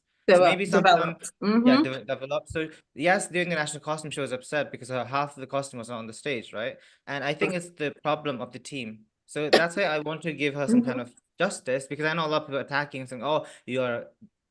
I cannot say the word, but like, yeah, you are like bad things. So like, I think instead of bashing her, I think we should be considering that she is still a minor, but also take this time to not attack, but maybe just give a better constructive criticism towards the national actor, who is the villain in this case. Right, And exactly. I think that being a national director, you need to be more realistic, because I know there's some who are very delusional, which I'm not going to name the names, but I have dealt with some of them who think they are the best and they should win every year. I mean, your face. Yeah. Yeah. So I think that he needs to be a bit more realistic. Like Wilfredo said, send a girl, if she is maybe top 10 material, she will get top 10. Right? Sometimes you send girls who are not that great and not that perfect for MGI, so they don't expect to win. There have been so many countries like Venezuela hasn't placed in like what, 3 years. So it's not about the sash, it's about the quality of the contestant you send to the contest, and just be happy with it. Like, just be grateful. Moving on, comment from a viewer. Can you comment on Lupita Jones, who withdrawn first and last holder? I don't understand. Do you think I don't understand your question. I don't understand. I don't understand. Do you think Mexico deserves to advance in the Lupita is the national director. She just became a national director this year. This year, and she already placed for first year. I don't understand your question. CJ Philippines made me tear up when she and India were holding hands. She was literally crying. Yeah. You know, I mean, maybe because she knew she was going to win, but then again, things turned around and she was sports about it. Can you, okay, so same question. There's only one winner, all others are losers. No. No. See, that's another thing that I don't like. No. You don't say, why would you, a first runner-up is not a loser. No. A second, third, fourth, anybody who made the top 10 is not a loser. Because they've gone this far. I mean, yeah, there's only going to be one winner, but to call the non-winner losers, I think it's not fair, because they've worked so hard and they deserve to be placed. Exactly. So I mean, all jokes aside, nobody is a loser. A sash and a crown doesn't guarantee you being successful. Like, and I'm gonna bring this example: Sophia, our Miss Grand Cuba last year, she didn't place, but she's doing amazing right now, coaching other girls, and I feel so honored because I was one of her coaches, and now she's continuing that legacy, and she's doing amazingly. Miss Grand Island, Rachel, I mean, she's doing amazing too. Just because you don't place, and that's one of the reasons why you need to have 3 bags. The loser one is the one that you lose because you didn't took care of the opportunity. But there's a winning bag that even if you don't place, if you get the momentum, take advantage of that momentum and continue your life and spread the seed, and in 1 year you will be able to collect the fruit of your hard work. A sash and a crown doesn't guarantee you that you will be successful. It's been proven in years. So the only contestant that is a loser is the one that didn't took advantage of the opportunity to represent their country on an international level. Doesn't matter the final outcome. It's all about knowing what you're going to do with your national title, knowing what you're going to do with that momentum when you go back home. That's when you prove that you're a real winner. But calling these girls losers, never. Yeah, I mean, you have to really. Example of the Japan we just talked about, right? She did not place in Miss Grand International 2013, the first edition, but she made an incredible inspirational impact in her country. She started her own beauty pageant 2 years later in 2015, Miss Grand Japan, and 11 years later, she won the best director. So exactly. This is a testament. Just because you didn't place, it's not about how much rank or placement you got. It's about what you do with your title as. It's all about the experience, truly, that you learn from that you picked up from this experience. Like, for instance, I was reading. I felt bad that Malaysia didn't go far as the top 10, but she posted this beautiful post. She's currently in Thailand, and she finally did all these things that local Thailanders, used to shop, tried foods and whatnot. I mean, her Rafa, is so beautiful. Thai. What? Thai. Can you say Thai. it? Yeah, it's just Thai. Yes. I know a lot of people say Thailander. It's not a word. It's not the right word.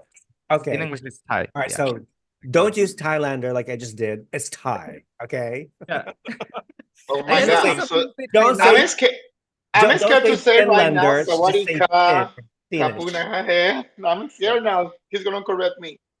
No, it's in English. It's like just Thai. Like, I know some people say it. Is it in Spanish Thailander, right? Okay, don't say frickin'. say Puerto Rican, okay? No. In Spanish will be Thailandese. Thailandese. This is from Thailand, So it's a Thai people. It's like when people say, "Oh, he's Indian." No, just because he's from India, that doesn't mean that he's Indian. Right. So things like that. Don't say flip, say Filipino. Don't say prick, say Puerto Rican, okay? You say Oh, you say that to a Puerto Rican. Rafa, no. They're gonna slap you with that. They're gonna slap you with a flip flop. La chancleta. And one thing that Rafa said that we have in the panel the perfect example. Noemi is a former class of when Miss Puerto Rico was really Miss Puerto Rico under Ana Santiesteban. She competed. She didn't want Miss Puerto Rico, but Ana Santiesteban sent her to a pageant where she did amazing and won and representing Puerto Rico. And to this day, what makes her the OG, and I will say it for everybody to know, the person that put Cuba in the map was Noemi, and she is the longest person that had the license for Miss Grand International. The first crown for Cuba, five girls that made it, and the best body in swimsuit. So right there, this is the best example. Just because she didn't want Miss Puerto Rico and went to Miss International, that doesn't mean that she let that to shadow her. She didn't need to have a sash and a crown to be the person that she's today. And that is the reason Noemi is Noemi. So I love you, girl. A lot of people don't notice, but Noemi was Miss Cosmo Aguadilla 2025.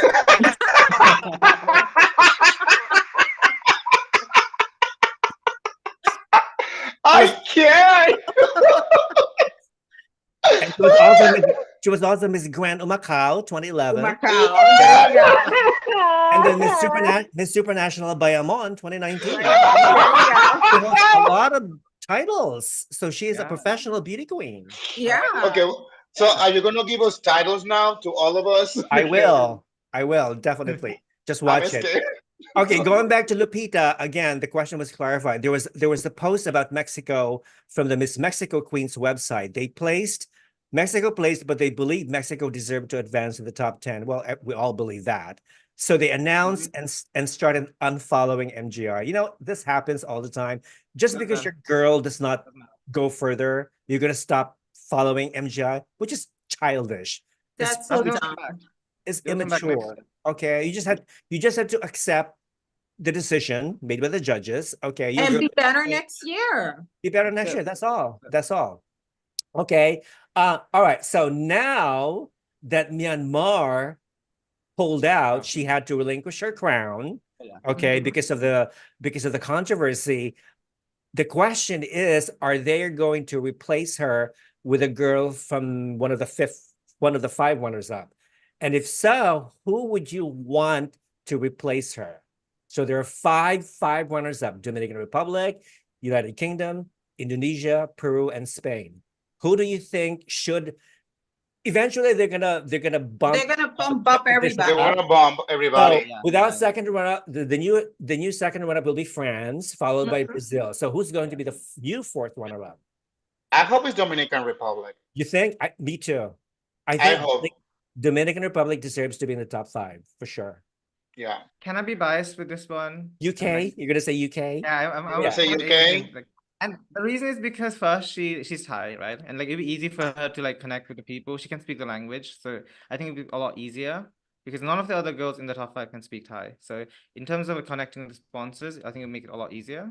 And they have to sell the Thai products. So I was just thinking, like, that's true. Business-wise, it would make more sense to have someone that makes speak sense. Yeah. Or Peru. Or even Peru. Why not? Peru is also strong. Yeah. Anybody but Spain. I really don't care. I don't see Spain top 5. No. Okay, so which means that if they're going to replace Myanmar, which means they're going to have to add another girl to complete the top 20, the top 10. Okay, so which of the girls from the remaining top 20 should complete the Puerto top Rico. 10? But she didn't even make the top 20. That's the problem. No, it has to be from the top 20. Oh, the top. Oh, sorry. My pick is Malaysia. Malaysia. Yes. I like Malaysia because I think she really worked the hardest. Mm-hmm. She knows the brand. She knows the strategy. and she's a great. She would make a great host someday, and that's her wish, is to be a host. And do you someday. remember Melissa said during the interview that she is actually signed with an agency in, I think, Shanghai in China, which is a big Chinese entertainment industry company. So Nawat is trying to crack the different markets, right? So working with Melissa, I think, who speaks Mandarin fluently because she's half Chinese, I think it would be a smart idea to have someone like her on board who has connections, so he could extend the Chinese market in East Asia, which he hasn't tapped into yet. Well, she's half Indian too, so she would work Yeah, both. he's half Indian and half sides. Chinese, so she has a good direction both sides in China and in India. Yeah. So I think it would be smart to have Melissa in top 10. Yeah. So if not Malaysia, I would probably put El Salvador too, because I like El Salvador, or even Japan. Or Japan. Yeah. Definitely not the U.S. Virgin Islands because of the controversy. Okay. Oh, Maria Selena is asking, what about the statement of your good friend? We already moved on. We already moved on. We already discussed that. So if you're late, you have to rewatch the show. Yeah, exactly. Before, because we don't want to like discuss this for any more further. So all right. So what else? What else did we leave out? I think we pretty much discussed everything. We pretty much touched everything, correct? All right. Yeah. So so after this, so the girls are going to be staying in Thailand for until what, December? At least the top. Yeah. Top 10. Okay. And they're going to be visiting places, visiting sponsors, having a good time and whatnot. And of course, as usual, like from last year, once December kicks in, we see one of them, each one by one, depart, separate from each other. That was like I'm preparing for that, for that moment. Because I remember last year I got so emotional. Like at the airport, watching Colombia depart while all her fans were cheering her and supporting her. And you see Netherlands was there, USA was there, also saying goodbye. So I got really, really teary-eyed. So yeah, friendships develop among these girls. And I think that's also one thing that people don't see when you join pageants. You develop bonds. They're going to be sisters forever, the rest of their lives, which is good, which is good. All right. Anything else after that? I think we need to wrap up. I think that's it. We pretty much covered. So overall, from a scale of 1 to 10, how would you rate the entire production? 10. I would say 10 out of 10. And George, because you were there. He went in person, so like I witnessed it, and like how they treated me and like my friends.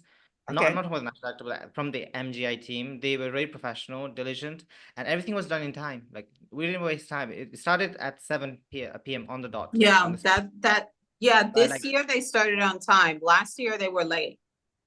Oh, maybe that's why. But for me, like I experienced it really well, and overall environment was good. I had the path, everything. Like for me, I had a great experience. And for me, I think this is something like people who want to experience the grand experience, you have to watch in person. And that's my message. Invest your money, grab a plane ticket, go to the pageant, wherever it is. If you do it for Miss Universe, why not do it for Miss Grand International? That helps promote the brand. It helps promote the pageant and, support your girls is super important because they feed off of that energy, especially in live productions. Yes. Interesting. Mariana Selena, again, are you guys satisfied with the placement of the top 5? I am, except for Brazil. Yeah. I probably would have chosen, Paraguay or somebody else besides Brazil. Generally, 10 for me. 10, you would give 10 for the production. Yeah. I would probably give it a 9.5 because there's always a room for improvement. I didn't like the fact that there was no red carpet.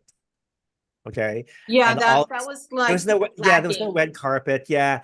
And the music was not really up to par. Like it wasn't as upbeat compared to last year. But those are like minor details, that can be changed. Mr. Nawat in the interview said it was hard for him to choose between Brazil, Dominican Republic, and Peru for the top 5. I don't remember. I don't recall that interview at all. Yeah, me neither.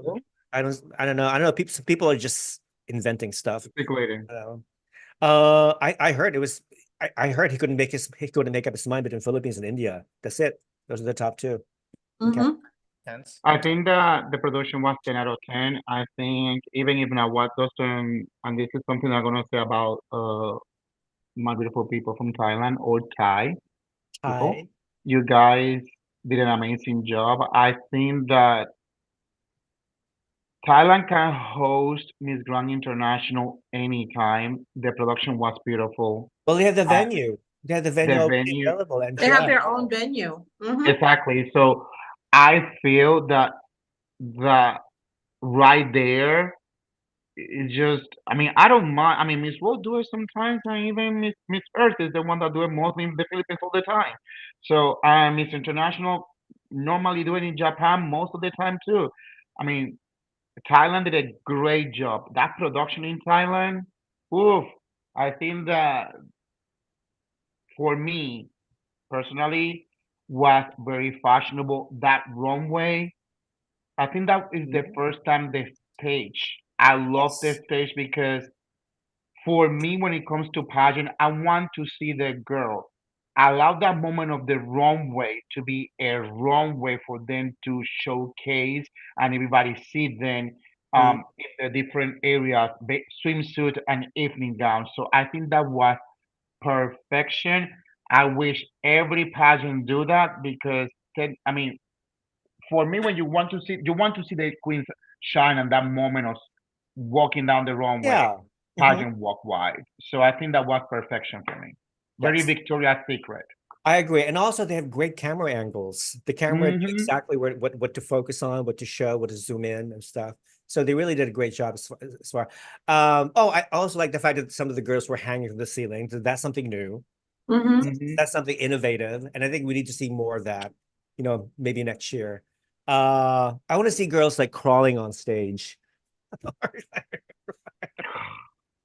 No, I think that's and another so thing is like I love that every commercial. I think I saw that in Miss Grand Thailand, of course, because they're very famous in the Thai productions. When I watch BL stories from Thailand, you see all these commercials from the sponsors. It's always the actors or the main characters promoting.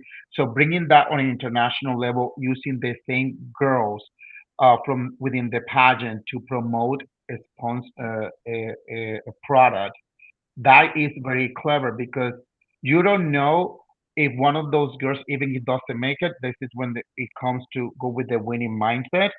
If one of these girls didn't make the cut, but that sponsor liked that girl, they might hire that girl through MGI to say, you know what, bring her back. I want to use her. So those one of the things that people need to think. So giving the opportunity of become a spokesperson or one of the the sponsors for the pageant, that is clever. I mean, the whole situation. I think Nawat and the whole team did a good job, especially with Cosmo right there breathing in their neck.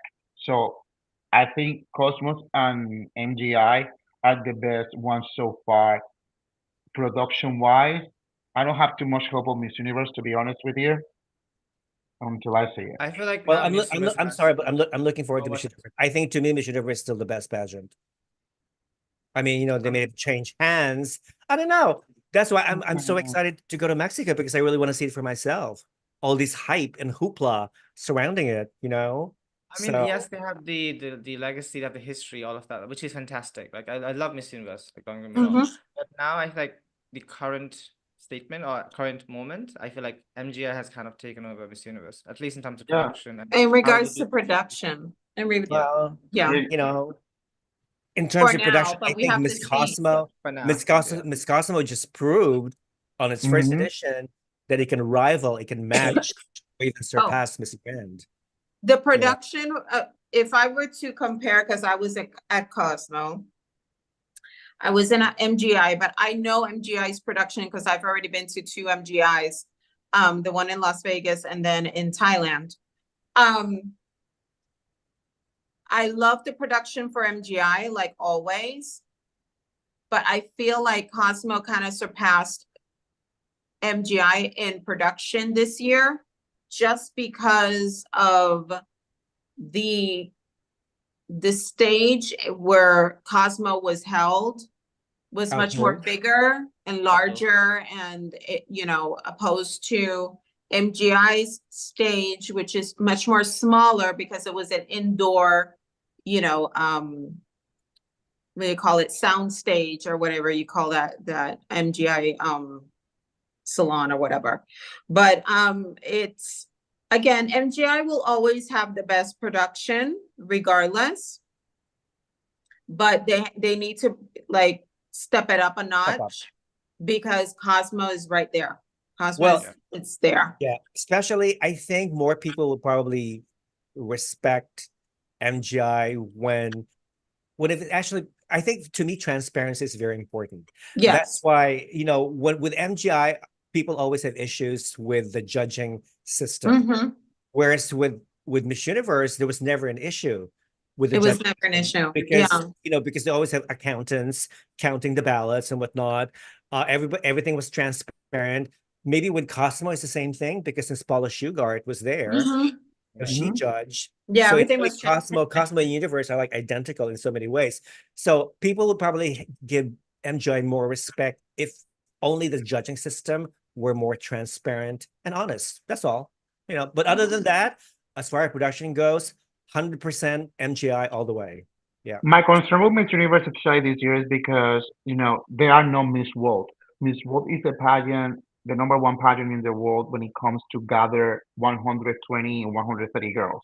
They know what to do.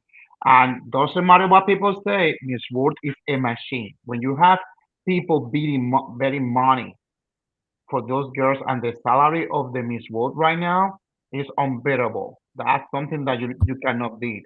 Miss Universe, this is the first time that we'll have 130 countries. My concern is that they're looking desperate.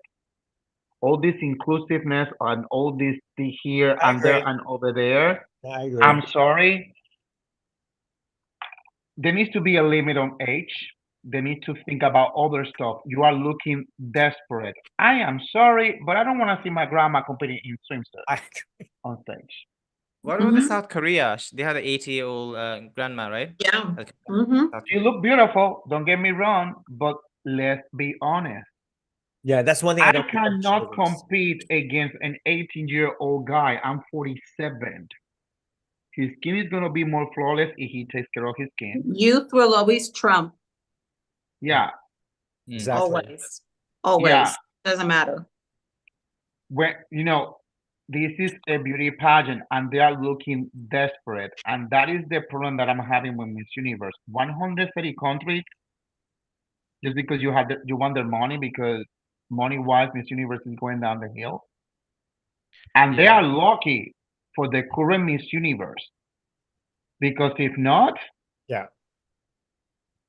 and what Well, they're not even properly vetting the national directors for Miss Universe Yes. because there's so many like questionable national directors. Do you Like remember the one in Armenia? They're not Armenia. doing their research. They're not Yeah, doing they don't do the their research. research. You know, at all. I'm glad that they were able to replace the original Miss Universe Armenia, who's Russian, with a real Yeah. Armenian girl. But it doesn't stop there. What about United Arab Emirates? What happened to Miss UAE? I know her photo was taken down from the Choice I think Miss Universe should focus on the website. quality than the quantity. And like I know like Miss World at least does that, even though they have like over 100 contestants. But I feel like Miss Universe does good when they have around like 80 something contestants or like 90 contestants. But every They have time they go 94 top. That's it. yeah, One Yeah. point. around 90 is Yeah. fine. But like the they are moment not they ready for this. And for 3 Yeah, like- hours, you know, I can't Yeah. see Miss Universe lasting for 4 hours. No. And because they're going for 130, which is quite a high number, like, and like it kind of feels like they're just trying to go for quantity and they're just letting anyone in. And that way, I think they're degrading the Exactly. quality of the Miss Universe standard, which Mhm. used to be the Yeah, best yeah. like 10 years ago. You It's need always to you always go for quality, not quantity. exactly. You cannot be saying yes, come here, compete. You are you know, tarnishing the industry. Venezuela always take 28. No more, no Yeah, less. you know what? If let's say if you want to accept like over 130 countries, like okay, let's make it to 200 countries, okay? Why don't you do it the World Cup way? Eliminate some of these countries. They have like different stages of elimination. Okay, just Right. only bring the top 80 contestants for the live broadcast. Yep. The others can just stay home. Okay. Yeah, I don't know. Yeah, I mean, that's the way they should do it. This is gonna be a mess, and hopefully it's not a 4-hour show because hell no, this is not Miss International. I can barely see through Miss International.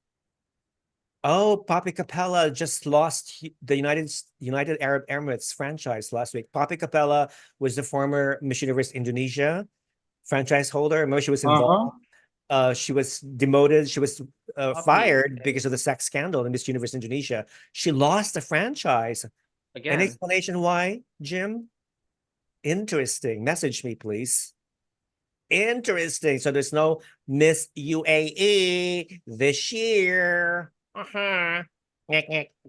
Anyway, okay, that's it. Girls and boys, thank you again for joining this little chat group. Okay. And I always appreciate your insight, your comments, your opinion. I mean, we all are opinionated, but we all respect each other. We all have differences and stuff, but we still maintain a certain sense of decorum and civility and respect, you know, while we have this discussion. So it's always a pleasure to have you guys. So Critical Beauty viewers, if you haven't subscribed yet, please subscribe now and help this channel grow. Please follow all of us here. George Don't forget to Pageant watch my Empress video, channel. my live Yes. video I did like 2 days ago. I'm gonna upload today, so please watch it too. It's about 20 minutes long. So Okay. Pageant Empress. Follow Wilfredo, Runway Poppy on Instagram. Follow Noemi Miss Cuba, the director, on Instagram. Oh, by the way, when I did the reaction video of Miss Grand International, getting a lot of hits, but it was demonetized by YouTube because see, this is I did my reaction video. I was watching in front of my computer. I was watching in front of my iPhone. Okay, I was taping myself in front of my iPhone, and I have the computer in the background. Okay, so what happened was that I got a note from YouTube saying that you were using that audiovisual Spirit of Thailand, which is copyrighted. Okay, whatever, like whatever that means. You know what? At this point, I really don't care. But I was able to get over 100 new subscribers because of that reaction video. So I'd rather take the subscribers instead of the views for now. So that's great. I really don't care about the money anymore. I care more about the subscribers. But you know what? Next time, I'm just, see, this is the problem. When Nawat said, okay, I don't want any of these vloggers doing a live stream because it's copyright infringement. So I see like a couple of vloggers watching the show, but not actually showing the telecast. It's just like a radio thing. It's just their face. You know, they're watching in front of them, but they're only watching their face. To me, that's boring. I want some visual face. That's why I had to do the actual reaction, you know, with a telecast in the background. But obviously, YouTube thought it was copyright infringement because of the Spirit of Thailand copyright thing. So it got demonetized. Oh, well, it happens. But I got new subscribers. So thank you. Well, for me, again, thank you, God. I always love enjoy this live with all of you. Let's do it again for Miss Universe. Let's do an early prediction, early favorites for Miss Universe. Count with I'll me. be in Japan. You don't care. I'll be in Japan.